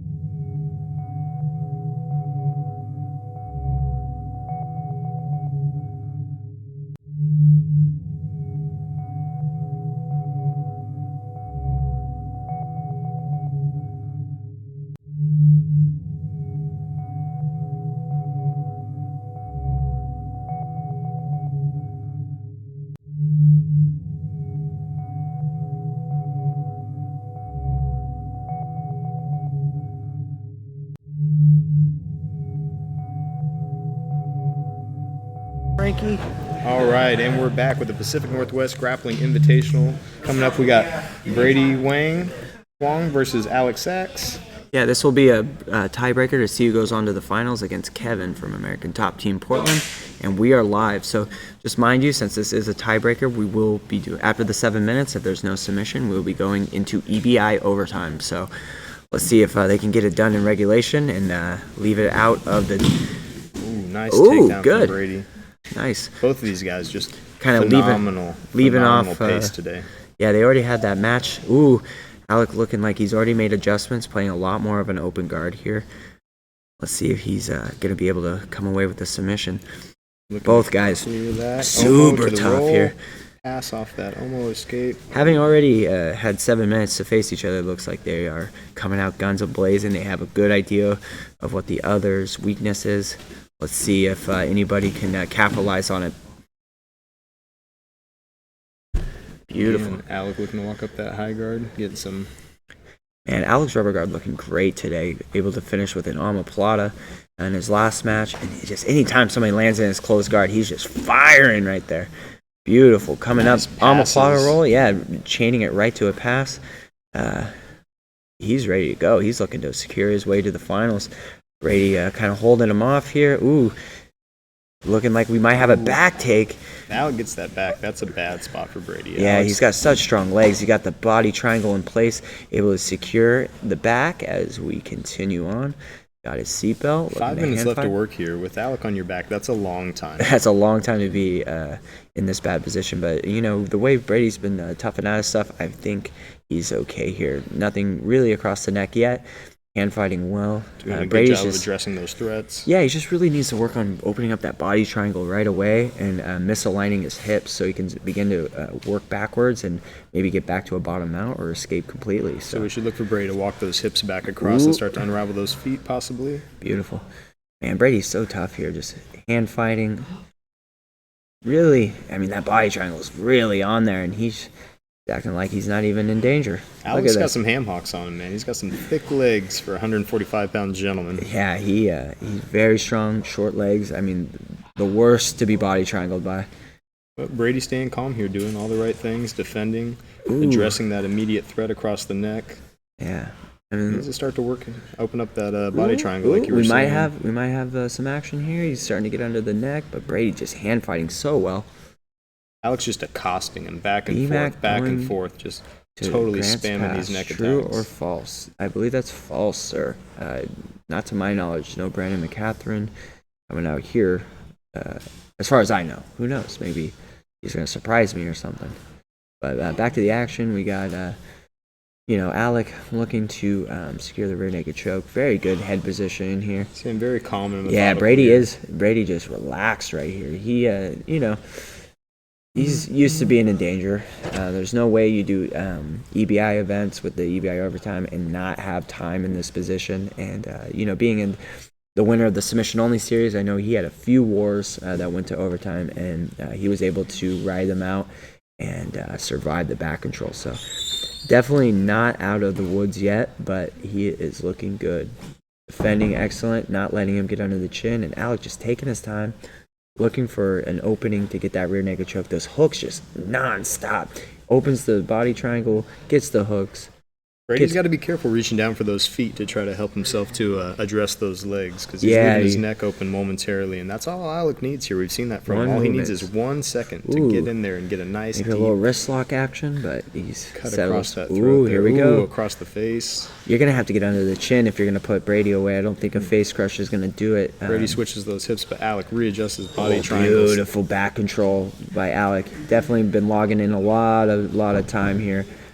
Which is going to be good because if this doesn't go to a submission here, we got 2 minutes 50 seconds. I mean, Brady isn't going anywhere. All he has to do is elect to take the back, and he's going to be right back here. So Brady's trying his damnedest to misalign those hips, but Alec is just making those adjustments on the fly, back and forth, body triangle from the left to the right, keeping that good strong position, addressing that far side wrist. I'd like to see Brady's legs a little bit more active here, working on prying that body triangle apart. Exactly. Oh, and he turns back into the guard. Beautiful. Beautiful.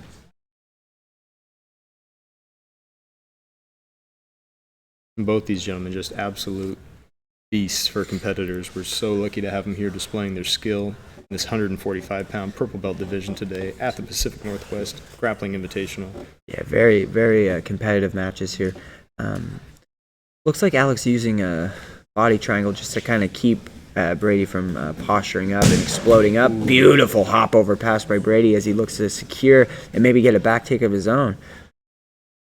Man, Brady just really impressive today. Now he's starting to put that pressure on Alec, man. They're really going after it. Good timing on Alec for that, seeing that mount coming and adjusting, getting his legs back inside. Yeah, just waited Create for the some right distance. opportunity and just use that to off-balance Brady back into the closed guard. He's been doing that all day, man. Guard retention looking very good in Alec's part. Not really expending a lot of energy on the bottom when he is in these bad positions, and as soon as they give him a space, he's out of there. It's something to be said for Brady to be able to hold Alec down like this. He is not advancing past the guard right now, but that pressure, the framing, looking to maybe enter into some... Leg locks, yeah, he's got maybe a K guard working with his left leg, but Brady's just top pressure. Those hips are just making it very hard for him to get a scoop grip on that leg, and right back into kind of that body lock passing, a la Cody Steele and the Tackett yeah. brothers. Yeah, very, very similar type game. Just get to the body, heavy knee cuts around and over the top of the guard. Oh, there we go. He's forcing that rubber guard into again. The flip. Let's see if he can catch that angle and get over onto his right hip. Little flying kung fu there as he Ooh, and roaches Brady through. rolls And he's going to through. use it to pat. Oh, beautiful. Right into the front headlock. Yeah, beautiful. Exactly. Now, let's see if he can get another. Oh, he just went over the top. A little too wild there on Alec's part. Nice. These gentlemen are going for broke. Let's go. Brady using a little bit of his own rubber guard here. He got the mission control, the hands on the mat. All he really has to do is just frame off the neck and just get to that hugging the knee. But looks like we have 10 seconds left. Let's get ready for overtime. Let's see if somebody can pull out a quick submission. We're going to 3, 2, 1, and that is time. All right. Beautiful match. High level of veracity for both these athletes. Haven's going to flip a coin. We'll see who's going first in this overtime round. So for those of you listening in, we will be going into some EBI overtime. The coin toss will determine who starts, what position they elect. We'll see. Looks like Alec won the coin toss, and he is electing to take Brady's back here. All right. Gonna go on Haven's mark. As we calculate these overtime rounds, here we go. Going on Haven's mark. And we're live. Immediately, Alec getting that body triangle back. Time is of the essence here. Alec looking to get that full ride time. Remember, there's only 2 minutes of ride time total, so once you hit the 2-minute mark, the time is up and you have gotten the full ride time for the round. These men are both competitors too here. Don't look for them to stall out and just ride the back. They're both going to be going for the finish here. We've seen some great competitive exchanges. Oh, and Alec getting that bite across the neck. Brady defending well. This is honestly, this is the toughest spot for EBI overtime, is knowing when to go for the kill and when to get the control. He's creating that roll. They're about to hit the wall. We've seen Watch Alec that elbow do of Brady so as he well on tries the to back of clear Alec. it. Vice versa. Things slow down as Alex starts getting back that ride time, looking for the kill. He's got it across the face, but Brady just hanging tough, turning toward the right side of the body triangle. Already This a is minute good. down in OT. Yeah, I think we're about a minute in. Hope you guys are keeping track at home. This could come down to the wire. Both have excellent back control. It's really going to be who's going to get out the quickest. And really, Kevin's just over in the corner. He's just chilling, waiting for his match with one of these guys. So these guys should have a little bit of urgency so they're not so tired for the finals here. Because we're about to head into a 10-minute final for whoever can pull away. Ooh, Alec gets a deep bite. very Keeps getting good those hand bites, fights. Not quite under the chin. As Alec getting a little more urgent as we close in on the max ride time.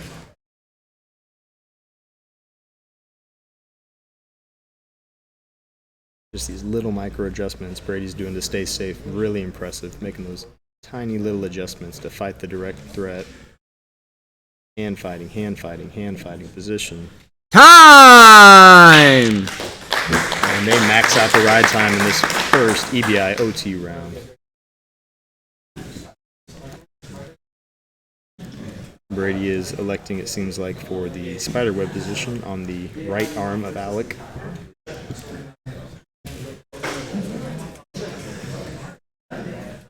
Again, cardio and conditioning not an issue for either one of these guys. Both giving it their all in every match we've seen. Brady so going far. for the spiderweb. This is very interesting. You can get a lot of good controlling position. You don't see this a whole lot going on, and we're live. Yeah, you don't see a lot of people elect for the spiderweb out of EBI OT. Oh, he's going for the finish. Alex stands super tough here, real tight grip. Let's see if Brady can. Ooh, got that untangle deep that hook with grip. the leg controlled.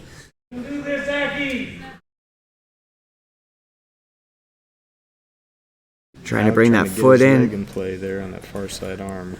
This is a tricky spot because, again, even if he's able to create a little bit of space, if that grip breaks and that elbow isn't quite there, Brady could pull it away. He's going for the finish, but he's also keeping control of that leg. Also very mindful of the ride time. Ooh, a little bit of foot in the face. We call that the douchebag. If you're in Brady's position where you step on the head, was a little kind of reverse douchebag, I guess. But yeah, you know, when $1,000. Oh, we got the submission. And that is it. Since that is the bottom of the round, Brady wins. He moves on to the finals after an absolute war from these gentlemen. Beautiful semifinals match here. All right. So going to the finals, we have Brady from Black House MMA. Beautiful match. And not to discredit Alec at all, man. Alec made a fantastic run, had dominant back controls, but, you know, when it comes to overtime, you got to have both sides, you know, on point. Wesley.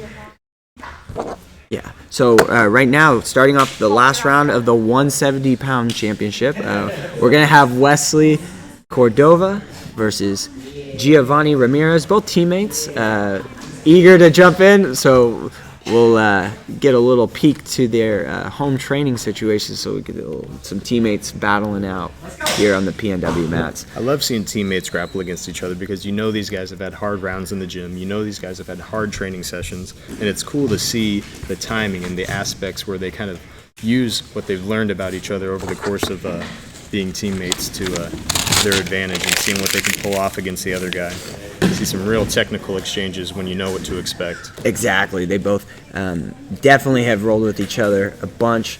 Very good training partners for each other. Very similar games, too. So this is going to be a fun back and forth between these two. Oh, yeah. Don't look for any going easy just because they're teammates here. Both these men, absolutely ferocious competitors. Exactly. You know their coaches are back home, proud watching their two teammates. Oh, yeah. Zach Adamson sitting somewhere smiling right now. Yeah, there's my boys. Yeah, he gets to watch this on a nightly basis, but now this time they get to do it under the lights. And who knows, maybe one of them can go on a run and take that championship from one of the guys. Because right now we have a pretty close tie right now with Brandon and Paul with 5 points each. And then Morgan just outside of that. If Morgan can go on a run in his next few matches, beautiful straight arm lock from Giovanni. Wow. And that is a submission. Excellent job. Beautiful win for Giovanni. Nice display of skill from Addison Bro Exactly. Jiu-Jitsu. Wesley, king of the Good North Cordova, teams. just slightly losing out there. Good sportsmanship on both, but of course we expect that. So we got Paul coming up, Paul Kaufman from 10th Planet Grants Pass, looking to push his way farther toward that grand prize of $1,000. And then now we have Morgan here from 10th Planet Portland as we're ready to go. Bringing you to the action. Both athletes are ready. This is going to be a fun match. I can't wait to take you to the action. Excellent job. This is a rematch as well from the Heart and Hustle a couple weeks ago, their 170-pound division.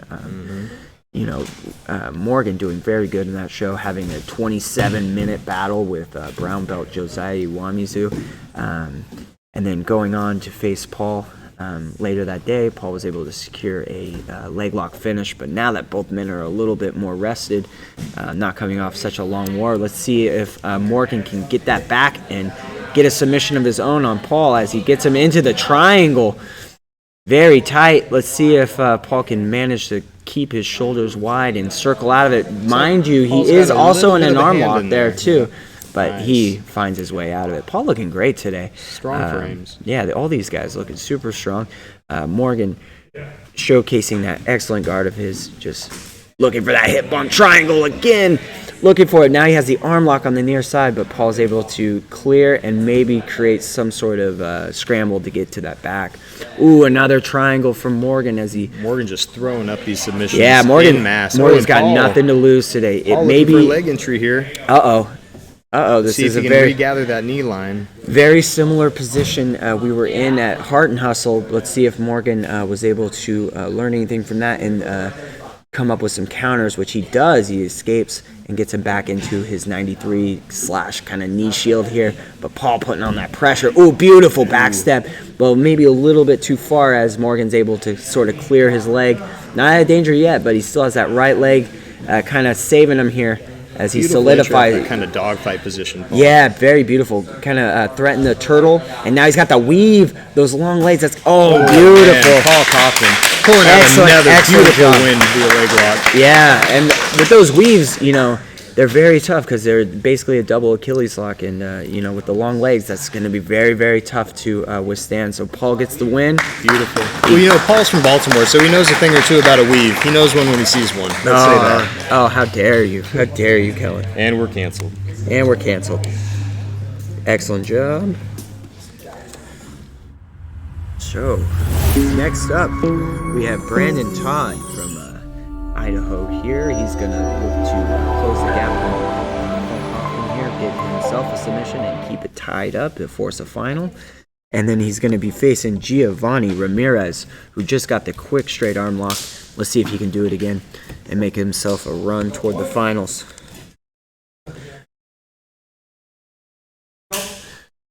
Good, man. Very impressive, Brandon Todd today. Coming all the way from SBG, Idaho. He is just looking for the kill. He's having a phenomenal showing here today. His pace that he's put out is unrivaled. Beautiful. These two are going to wrestle hard. Coming from their backgrounds, they're going to be very happy to go on the feet. Very good trip. He gets to side control.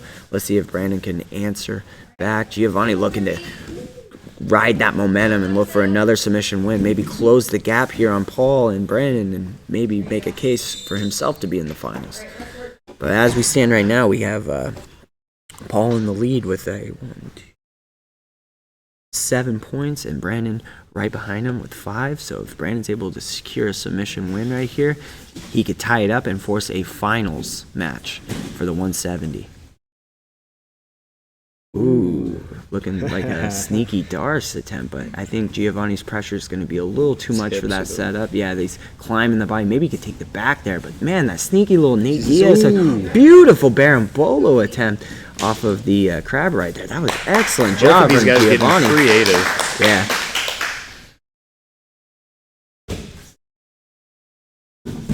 Oh, beautiful snap down.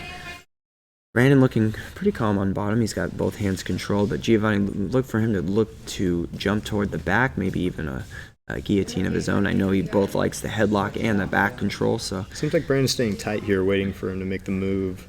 yeah, to adjust. maybe try to look for a Granby.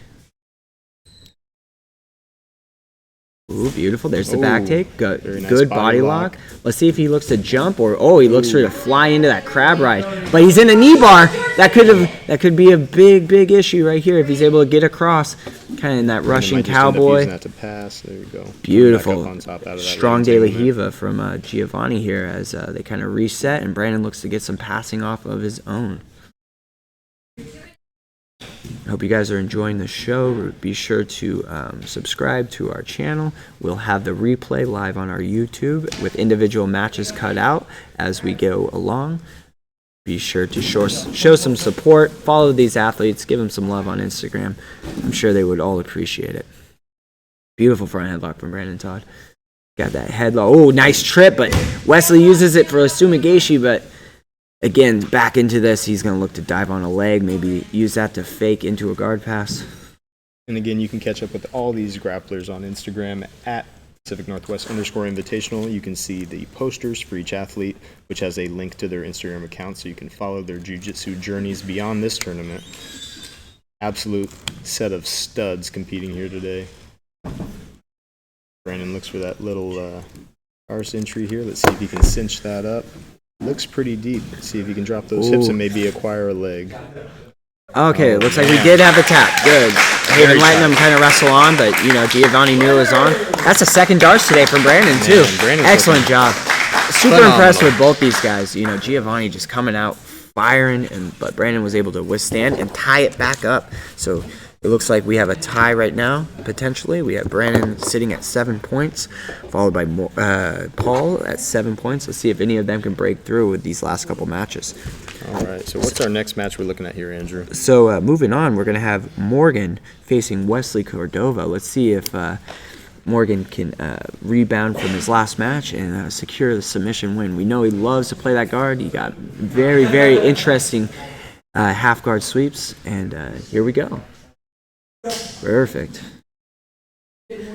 Such a tough field, and these guys, unlike the 145 division, there's we had due to some backouts, they're all having to face each other, so a little bit more grueling, a little bit more matches than they probably were planning on, but all of them game, and all of them looking to continue to wrestle hard and try to fight their way to the $1,000 grand prize. I haven't seen anybody come in here not prepared, not throwing up good submissions, not creating interesting exchanges. Cardio, a non-issue. Oh, beautiful. Big double. Looking like Let's see if he Wilson. can capitalize on Looking that. like Wilson Hayes with that blast double. That beautiful, beautiful explosion there. We got Psych Chiesa saying Cordova looking like Street Jesus out here in the little Jorge Masvidal reference. Yeah, that's definitely. I've heard that before. He does have that beautiful long hair. Maybe he's born with it. Might be Maybelline. We don't know. We'll ask him afterwards. Wesley looking to. Up that high guard. Nice. Now it's Wesley's turn to maybe give him that 3-piece in the soda. Nice. Oh, he's pushing the pace. Ferocious passing. Oh, beautiful high step. But Morgan's long legs is gonna be good luck. Oh, he's got in on the end right. There's the knee bar. But Wesley, seeing it, he's turning out. He's clearing. Wow, what a scramble. Clears that knee line. Woo! Wesley is just bringing it, but Ferocious pace from both of these athletes. Absolutely outstanding. Oh, we might have a back take here, though. He got that good shoulder lock right off that scramble. Morgan taking his time. See if we can get that back triangle. Yeah, locked it in looks here. like he's got the length for it. Oh, he's got that arm lock. A la Gordon Ryan. Tap, tap, tap. We got the finish. Wow. What a Man, match. What a match. beautiful, beautiful. Man, that was just a beautiful No display. slow ups in either of these guys' game. That was My God. Great job, Morgan. He gets the win. Wesley going out on his shield. Very impressive from both those guys. Amazing work. So, rounding out the 170 division. I believe that's it, right? Do we have another match? Oh, okay. So, yep. So, it looks like we still have a tie at the end of the 170 division. So, we're going to have our 170-pound championship. So, since there is a tie, we're going to have Brandon Todd from SBG, Idaho, facing Paul Kaufman of 10th Planet Grants Pass to see who is our 170-pound champion. They're both ready. Let's see what happens. So, mind you, since this is the finals, we have a 10-minute round with 3 rounds of overtime. If there is no submission, let's see who takes home the $1,000. This is for the bag. All right. We are live. Here we go. Cannot wait for this. Both of these guys, such a hard-fought road to this championship match right now. No easy wins, no easy subs. Every competitor here absolutely representing and leaving it all out there on the mats. Nice stand-up exchange here from these two. Looking for those ties, looking to set something up, feeling each other out. Referee Haven Kookie resets the gentleman at the center of the mat. Ooh, little arm drag from Brandon, reverse arm drag. Oh. Neither one of these gentlemen shying away from the exchange on the feet here. No one willing to concede to pulling guard. Yeah, these two guys, man, really made a case for the championship, being tied all the way through, both looking for submissions. Both of them have quite the highlights on the day. just really getting after it. And then remember, following this, we have one more match after this. We have the 145-pound championship. It's going to be Brady Huang from Black House MMA versus Kevin from American Top Team. Remember, Kevin just coming out so strong, looking. Honestly, I think there's going to probably be a submission in our 145 final, but stay tuned, find out. So many of these submissions come in the last few moments of the regulation rounds. Haven't seen but one EBI overtime here. Everyone pushing the pace, everyone looking for the kill. Absolutely love this format for grappling. All submissions are legal. Looking good, Brandon. Again, going right back to that crazy dog like he's been doing all day. Let's see if he can break through that super, super strong Z-guard that Paul's been using to success all day. Looking for that Darce. We've got to respect that. He's gotten a few of those today, so maybe we can see him use that Darce to pass and maybe set up a back take, or maybe Paul invert into some legs like last round. Paul And look, there we go. On that far side leg. You got that little knee bar action, maybe. Yeah, it looks like maybe an Ashigarami. If he turns away, he always got that knee bar on the way out, just Back like Morgan was able to finish with. Yeah, man, this is looking good. Both trying to implement their game. Brandon really fishing for that Darce setup. Long arms. Looking for a little passing action. If he can drop that hip and clear that topside leg of Paul. Yeah, both having competed against each other in match 7, they're both seem like they took some good things away from their first match, and both looking to capitalize on any sort of weaknesses they may have saw in the first 7 minutes of their role. A couple of purple belts making some micro adjustments. Oh man, these micro adjustments from these purple belts, I swear. Okay. Good sportsmanship from both these guys. Yeah, Competitors to the end. both and fighters gentlemen as well too. So expect a very grueling wrestling, in-your-face style. Both Brandon Todd with his pro MMA experience, and Paul. Paul's got that 2-0 kickboxing record under his Yeah, belt and as well. he's just waiting to get a fight in MMA. With once COVID restrictions start to lighten up, be sure to see Paul's MMA debut coming very soon. Oh, look at that! Looking to go shin to shin, maybe look to elevate for a Ashigarami, but he decides to just pull right back down into his knee shield and begin to set up things from the bottom. I love these stylistic matchups between SBG guys and some 10th Planet guys. Yeah. Seeing the different kind of coaching influences on display here for sure. Yeah, and with SBG Idaho, they got a lot of good killers. They're a very strong MMA program. Jesse Brock being a submission underground vet, he's very, he's going to be very well versed in the overtime format, and you can just see it in Brandon's game. The back takes are just looking great. Arm drags to back takes off to arm triangles. Anything choke related, Brandon Todd is definitely looking like he has the advantage. And Paul inverting very, very good. Keeping confident, and none of them really looking too tired out here. Paul confident submission underground vet himself, having competed on that larger stage. Yeah, against a very tough Charlie Gilpin about 2 or 3 submission undergrounds ago. Looks Paul like back up on top. Yeah, looking to secure that side control. Clear that topside knee. Get that frame out of there. Yeah, he's gonna need to do that. But Brandon looking to invert, maybe set up an armbar. Paul's settling into side control. Again, just a crazy pace these two have been putting on. Brandon's so long and lanky, and Paul's a little bit shorter, kind of a brick shithouse type build. Yeah, it's interesting to see the body types matched up against each other with the styles included. If anybody were to ever have the brick shithouse moniker, it's definitely Paul. His top pressure is super deceiving. He may not look that heavy, but man, when he gets on top of you in these positions, his pressure passing is insane. But mind you, Brandon Todd looking for another knee bar entry. His second time he's hit this entry. Very interesting. But he's not going to... No tap. Oh, my goodness. Paul was able to get that. And now he's in on his own. He's got that 50-50, but the knee line is clear. I think it's a little too sweaty. Look for Paul to come up on this. Ooh. There we go. Very, very tough knee bar defense on Paul's part. That was...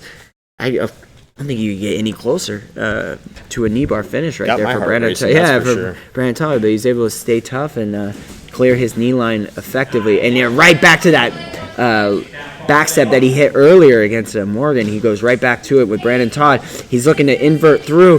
He might get the heel exposure here. We'll see. Brandon playing it perfect. His right leg is looking to kind of high leg out. He's getting in that sprinting blocks, getting ready for his escape. Let's see who can get it, though. Forcing it to the other side. This is getting tough. That's a tap. Oh, we got a powerful outside heel hook. My goodness. Paul Kaufman walks away with the bag of cash. Oh, yeah. Perfect job. And Paul Kaufman defeats Brandon, the missing link Todd from SBG Idaho, in the finals of this 170-pound division at Pacific Northwest Grappling Invitational. Our official 170-pound champ. Cannot wait to see this guy with a big wad of cash in his hand, smile on his face, and a trophy in the free hand. A lot of hard-fought battles to get to that final, and both of these gentlemen leaving it all on the mat. No exceptions. Perfect. So Paul takes it. Submitting his way to the finals. Oh my gosh. Super impressive showing from Paul. Glad he could be our first 170-pound champion and take home the $1,000. A few words from Paul right Any here. shout-outs there, Paul? Get a little closer here. Give him a second. I mean, he just had a war. Shout out to Jenna. She's always cheering me when I compete. Always looks out for me. Shout out to every single person in this room. It makes me better week by week. Really all I got. Thank you guys. Beautiful. Perfect Thank job. you, Paul Kaufman, for an exquisite display of skill today and for your efforts walking away with the Pacific Northwest Grappling Invitational Trophy as well as a nice fistful of cash. Yeah, taking home that $1,000. Paul submitted his way to the finals. Let's give a round of applause to both athletes. Brandon Todd, just right there with him till the very end. Very impressive from those two. Can't wait to see them run that back and compete in a future show. Great job to Paul. Now, guys, let's move on to our final match, the 145-pound championship. We got Kevin coming from American Top Team in Portland, Oregon, versus Brady from Black House MMA. Both just putting on massive matches here. Let's see who can come away with the $1,000 and secure themselves a 145-pound I can't championship. wait for this match, Andrew. Yeah, Kevin's been almost unstoppable today. Just submissions coming from just about everywhere. Our athletes are ready. 10. Again, Yep. So we're getting the time ready. Brady Wong representing Black House and Cave Academy. Coaches Kenny Johnson and Mike Monroe must be proud sitting there somewhere. Fabiano Scherner hopefully is watching this as well. Kevin has had a terrific climb to the top of this bracket. Yeah, Kevin just coming out for the kill. Very impressive. Ooh, very nice scissor takedown. But Brady, Again, right with back that to passing. Yeah, Brady, super comfortable playing over these guys' guards. None of the flashy stuff really bothering him too much. He's just going to look to implement that top pressure passing. Ooh, looks like we got Kevin Shaughnessy looking to get maybe another interesting Go-Go Plata / Boss Root and Sharp machine like he got in the earlier rounds. You never know what he's going to do with that rubber guard, man. I liked your Chris Benoit Oh, yeah, you got earlier. to, maybe find a different pro wrestler than Chris Benoit, Got to stay factual. So, right here, Kevin... he's just looking to implement that strong close guard game of his, maybe look for some triangles as Brady just waiting for those feet to open up so he can get into that knee cut position and try to take that side control. Both these guys definitely have to be feeling a little bit of fatigue here in this finals match after the hard-fought battles to the match. Kevin Shaughnessy really had quite the easy way to the finals, but now looking to defend the back take here. As Brady, a little high, maybe Brady stays on it. Again, Kevin's hips are so hard to control, but Brady's got that secure seatbelt, so it's only a matter of time before he's eventually going to get that hooks in. So let's see if Kevin can get ahead of it and try to escape this back control. Still plenty of time on the clock. Brady's got that good wrist control from the back, really using that hook to his advantage to control those hips the best he can. Kevin's been so wily. Anytime we've seen somebody take his back, just a matter of time before he switches those hips and gets his back to the mat. But Exactly. Kevin Shaughnessy, having actually faced him at the charity event, Hard and Hustle, we had a fun little matched here. His back defense is very, very good. Hard hips to control, so wouldn't be too surprised if you see him get out of this and maybe get back on top here. So Brady back in mount, already escaping the back control.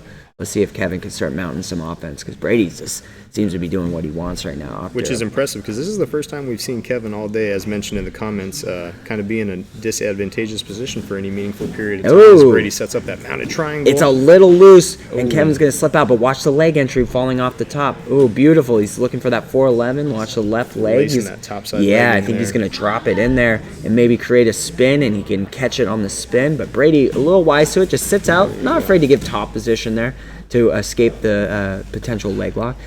Looks like Kevin has a guillotine. Not sure how tight that is, but Can't see that far side arm. I don't know if he's around the neck or yeah, if he's just out. Yeah, Brady pops out.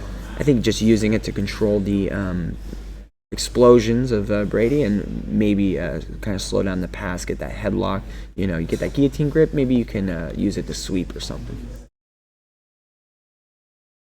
And once again, American Top Team Portland with Kevin Shaughnessy and Brady Wong representing Black House and Cave Academy. There's got to be some happy coaches sitting there somewhere watching these two battle it out in this finals match. Both very strong MMA teams, along with very strong jiu-jitsu teams. American Top Team, Portland, having all sorts of great fighters coming out of there, like Eric McConaughey. We have, Austin Vanderford was up there for a minute. Just tons of great talent. And Black House MMA, much the same. Oh, yeah. The legendary Black House MMA. Mike Morrell and Kenny Johnson being Brady's coaches. I mean, you're going to see some high level of skill coming out of this guy. No slouch. No Kenny slouch. Johnson, he was in Cabrinho's corner for ADCC, so the wrestling game of Brady is going to be on point. But it's not just wrestling; it's wrestling for jiu-jitsu. And he just look at that crossface right there. Nice pass. Yeah, it gets that bottom shoulder and just opening up that elbow. That's some Kenny Johnson 101 cross-facing right there. Great dexterity on the part of the legs of Brady Wong. Yeah, very. So good at peeling off those little quarter guard regarding attempts. Exactly, but he's still not out of the woods yet. Kevin really staying active with those legs. Just kind of waiting for his opportunity. We're about halfway through our final of the 145-pound championship.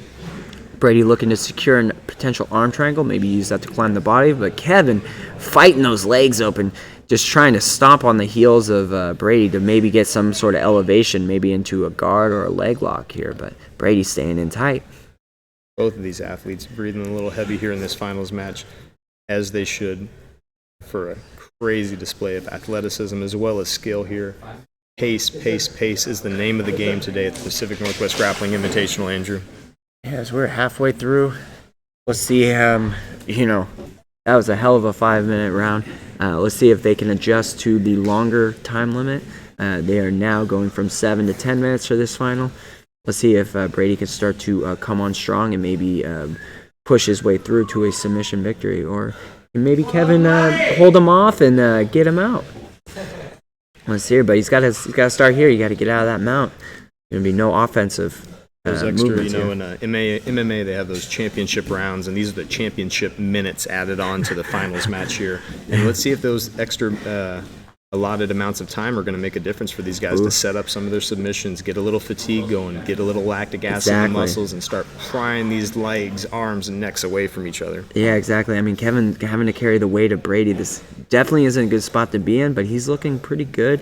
He's not looking like he's expending too much energy, but again, having a guy on top of you constantly attacking your arms and your neck, it's tiring. He's just accosting him. But maybe Kevin can make something happen and tire Brady out just from the constant barrage of attacks. Maybe he's starting to slow down a little bit. All he needs is one open block here. See if he can get his head to that far side of that elbow. just taking his time. He knows he's got plenty of time. He's just going to try to what we call cook him here. Just put him in that pressure cooker. Just take his time and really make him feel his weight as he works to that arm triangle. But Kevin's so good at getting those hands inside, re-pummeling, clearing the elbow line, addressing the threats as they come, and surviving. Ooh, we got another Americana lock, but if you notice, the elbow's a little too high, and he uses that to retain his guard. Nice. Kevin holds him off, and now he's back. Kevin Shaughnessy, absolutely. He's wild, man. I love it, dude. He's having fun out there. He's nonstop attacking, and let's see if he can make something happen from this open guard of his. Very gnarly open guard. You don't want to be here if you're in Brady's position because you never know what he's going to throw up. Maybe it's a go-go plata, maybe a triangle. You don't know. These gentlemen having a nice little verbal exchange Yeah. during their grappling exchange. Plenty of time Good left on the shows of clock. We got sportsmanship. 2 minutes, 48 seconds left in our 145-pound final. Sitting up, beautiful hop over pass. Now he's got cross body. He's got the guillotine, but again, with being cross body, not a whole lot on that. Maybe switch to a arm out guillotine, or AKA the Marcelo team here. Watch out for that straight arm lock. Far Brady's side starting arm to, looks like it's getting into a little bit of dicey territory here. Yeah, he's got that forearm above the elbow. He's looking to isolate that arm. Don't be surprised if you see Brady step over for that straight arm lock. Taking his time, though. Maybe looking to chain a Kimura trap or two. But, yeah. Oh, it's so hard to hold Kevin down. What a scramble and inversion. Just it's just effortless. The hips of Brady Wong. Yeah, just but no, really, look at that. Really Yeah. helping him with that passing, really helping him to come out on top in those scrambles and maintaining that dominant top position. And, these scrambles are getting Kevin out of danger, but really, Brady's just riding the wave, not using a whole lot of energy there, and just, finding his way back to side control, making Kevin work. So, lots of sweat on the mat, so they're both working. Kevin talking a little bit, trying to lighten in mood while he's in this terrible, terrible bottom position. But look, he's inverting. He's got a leg around the head. Interesting. Just using it to really retain the guard, though. With 90 seconds left, there's no slowing down on behalf of these gentlemen. 90 They're both seconds. still looking for the kill. We've got 90 seconds left on there. I'm wondering if this final won't end up being decided in overtime. Referee Haven Kuki resets the gentleman in the center of the mat. Yes, yeah. So overhook, we're just getting back our grips. Everybody seems to be good. Here we go. Great sportsmanship on behalf of both these gentlemen. No bickering. Resetting in the position, getting back to the art of killing each other with their own bodies. Oh, nice little Kazushi there, trying to set up kind of a flower sweep here and using it to lock the shoulder. Maybe he has the armbar here. Got to take your time, though. At this point, both guys so sweaty, you got to have maximum control of that elbow if you're going to take a chance to hit that closed guard armbar there. But Brady just keeping that pressure in, looking for his opportunities to knee cut. I mean, Brady's been doing it all day, hitting those knee cuts and getting to those heavy cross faces. So let's see if he can get a few more of these and maybe break through to a submission. Kevin may be looking for that flip into the go-go. Elects to release it. Here comes that knee cut to the left side of Kevin. Anytime he rocks up on that elbow, he's so good at flying over that right leg of Kevin. Let's see if we can get one more. Pressuring, got the body lock. Threatening a little bit of the We got 20 here. seconds. Brady needs to be careful of his neck. 20 seconds isn't There it is. This time he enough was time able to to get catch lazy. it midair. Back to the guard. Let's see if we can see a triangle. I think it might be going to overtime.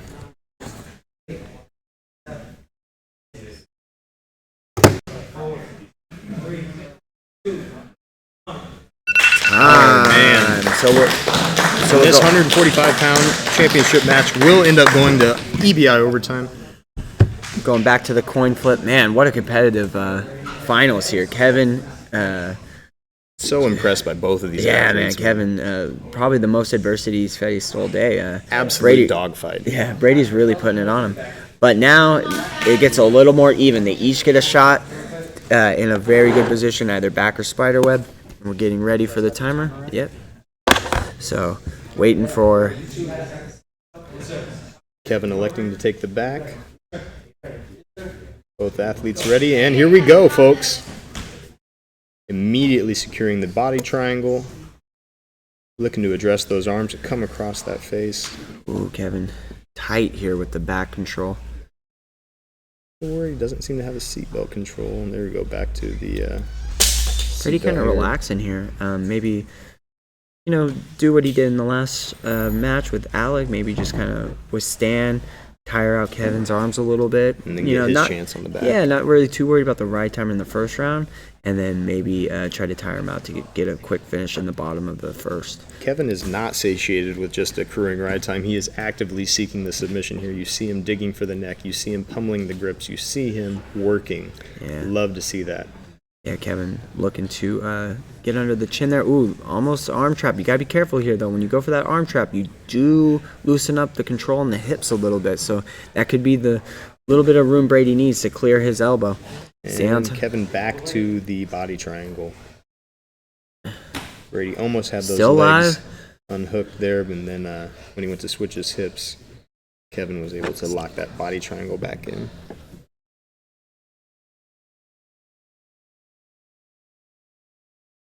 Both these gentlemen breathing heavy, rightfully so. The Nice. battles to get to this position have been insane. It's really, really quiet in here. You can feel the tension in here as Kevin looks to isolate the hands and try to secure that choke. But Brady just hanging in tough. Now he's starting to get the back of his head to the mat. This could be his way out as we're getting closer and closer to that 2-minute full ride time.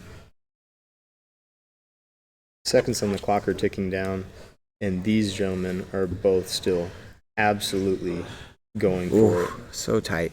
Look at that arching of the 5 back seconds. from Kevin, just making Brady's life uncomfortable here as much as he's able to. A little bit of that smother. Time! And that is a total allotted ride time. Yep, so we got 2 minutes of ride time. If you're keeping track at home, that was the full. Yep, so Brady's going to choose the right arm of Kevin as he gets his spider web. Deep hook in place. Good. Hand by the hip. Yes, perfect. Getting ready. I like Brady's approach. We don't see a lot of people elect for spiderweb in these All right, we're OT live. rounds. Let's see if Brady can put in another W and secure this armbar finish. Man, his spider web control is so good. Doesn't seem affected by those legs. We've seen those on his face a time or two now, and doesn't seem like he really minds that too much. Able to work through that, start to fight that grip, start to try to pry those hands apart.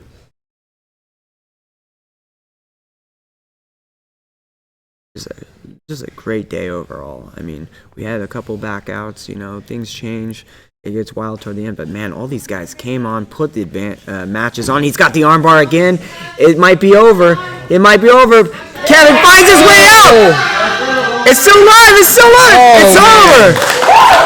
My goodness. Wow. Jeez Louise. Well, Kevin Shaughnessy, just absolute indomitable spirit there. He was ready to let that arm break. He was my not goodness. going to Yeah, tap I out don't know there. how he did not tap that. All right, getting ready for round 2. Kevin electing Leaning for the on back him. of Brady once again. Haven on top of the action. I mean, a clear lead. That's the thing. You got that max ride time, so you got to think Kevin's in the lead right now. You're wondering if Brady's thinking about the next round, thinking about should I go back to the spiderweb, knowing that armbar was deep. It was deep. I mean, he could easily go back to the well, just a little, maybe some slight adjustments. They're really sweaty at this point, so who knows? It could be the downfall. We'll have to find out here later in the rounds. So hard in these finals matches to. We have a rear naked choke. Remember, if Kevin is able to secure the submission, Brady will get a rebuttal because this is the top of the second. So however much time it takes for Kevin to get the submission, Brady will get a chance to answer back. Just reminding the people at home there. So.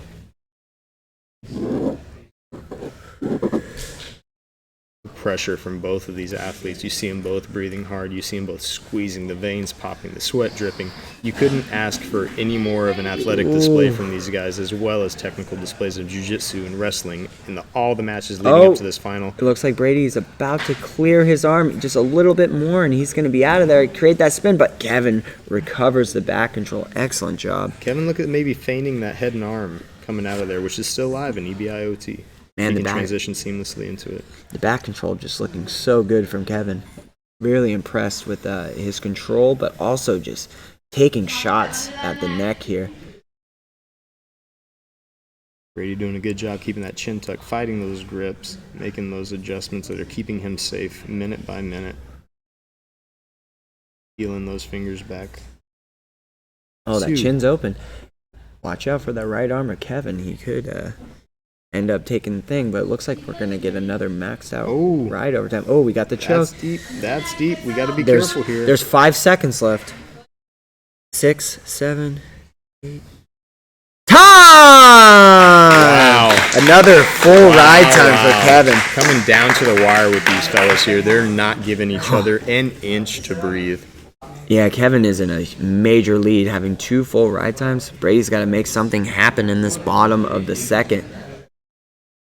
And Brady elects once again to take the spiderweb position regardless of Kevin's escape last time.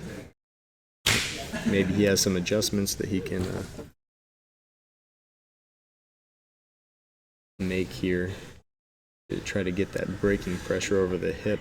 Kevin's already on his side, so you got to just really keep an eye on that elbow of Kevin because it can come out at any time. So don't blink. It could be a submission or it could be a another quick escape on Kevin's point. Oh, like man. I said, Kevin cleared that elbow. All right, so we got 22 seconds on the clock. So you got to think Kevin's in a big lead. So if he can get another ride time, Brady's gonna have to put him away. So let's see. Let's hope to see a little bit of urgency from Brady on this point. He's still definitely in this. You can still get the submission. Looks like we got a little blood from Brady from those grueling overtime rounds, but we're live. We're live. If you don't think submission grappling is blood, sweat, and tears, just like any other martial art, then you he's are digging. wrong here. He's digging. Because these gentlemen are absolutely going to war. The viciousness from Kevin using that smother technique just to try to create some sort of discomfort to get him to lift that chin. Brady's able to survive this onslaught from the back again, and it ends up in the next round of OT. He's going to have to find a way to put Kevin away to come out with the W and walk away with the bag of cash. Switching across. Keep an eye on that left arm. I mean, Brady's in trouble here, but Doing a good job of addressing that threat. this could be wild. I mean, if Kevin's able to secure the submission, he still gives Brady a chance to submit him and take home the championship. So even if Kevin taps him here, remember, guys, Brady still has a rebuttal being the bottom of the round. So if for whatever reason Kevin's able to get a submission and Brady's able to tap him, Brady can come home with the championship. So that's we got the arm triangle. He's going to use that to escape, though. I think he's fine. Let's hope he doesn't get a regard there, but it's time. 105. And in the third round of OT, Brady Wong musters the strength to escape. Yes, exactly. So this is do or die for Brady right now.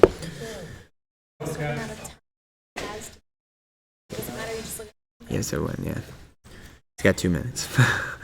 So yeah, Brady down a lot of time right now. I don't think he'll be able to get it back, but he needs to get the finish here.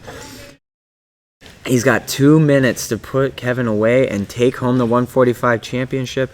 Otherwise, Kevin's going to come out on top with the ride time. I mean, having 2 full maxed out ride times, Brady's in quite the hole. But here we go. We got the arm. Maybe he can get the finish. This is coming down. Will he put him away? The arm's about to grip in grip. this championship match. Oh, look at that grip. Oh, my gosh. Here it goes. Will he get the finish? Haven's on top of it. He's losing the elbow. Brady's going to have to break. Oh, my goodness. Wow. He does it. Brady Wong, ladies and Brady gentlemen. Wong steals the championship. He was Black down by House and so Cave much Academy time. graduate, And he purple comes belt, back Brady Wong. and he gets the submission. Wins the 145-pound championship, walks away with a Oh, fistful my of cash and a goodness. trophy in the other hand and a smile on his face, I'm sure. Down. Absolutely phenomenal. Man, Absolutely phenomenal Brady display trusted from his both of spider these web. athletes. Not one time did he not second guess himself and go for the right time. He went for the kill all 3 rounds, and look at it. It paid off. And we have our new 145-pound champion, Brady Wang from Black House MMA. Kenny Guys, Johnson and Mike Moreau have to be smiling somewhere. Their boy Dude. just walked away with a smile on his face, a nice-looking trophy, and a fistful of cash. awesome. Beautiful. You got anything you want to shout out there, Yeah, Brady? I want to thank Grabs, Calisthenics. These are my sponsors, by the way. Hard Work Electrolytes. Sorry if I'm forgetting anybody. That was a tough match. I want to thank Excellent Kenny job. Johnson, Rage, Mike Morrell, Dr. Jason Park, Astrid, my brother Andy, and Beautiful. Black House, Cave Academy. Thank you guys. This one's for you guys. Beautiful job. Pleasure watching you today, sir. Our Pleasure. new 145-pound champion, Absolutely. Brady Wang. Arduous climb to the top and an absolutely brilliant finish. on behalf of Exactly, Brady man. The Wong chat's in going overtime. crazy. Yeah, you can't get more exciting than that. That was amazing. Great job, guys. I hope you guys all enjoyed the stream. Oh man, was absolutely beautiful crazy. tournament. I was pleasure to be a part of this today. Woo, I'm Again, sweating. big shout outs to our sponsors, Flow State Apparel. You can follow them on Instagram at flowstate_apparel, Rogue Protection Group for all things weapon defense and medical. You can follow them on Instagram at Rogue Protection Group, all one word, or you can go to roguepg.com. Again, if you're not already following and you just tuned into the live stream here on Twitch, at PNW_invitational, stay up to date on the next tournament that we're going to have, and check out Pacific Skull Sessions, where you can find me, Kellen Kaufman, doing interviews with all of your favorite interesting people in the world. Exactly, guys. So yeah, let's just take a moment and just give it up to these guys, man. Paul Kaufman, 170-pound champion, fought through some adversity, came away with a lot of good submissions. Same with Brady, man. That was all but Kevin's, and he just took it from him right in the very last round of overtime. It's like you said, a true belief in his skills in that spiderweb Exactly. position.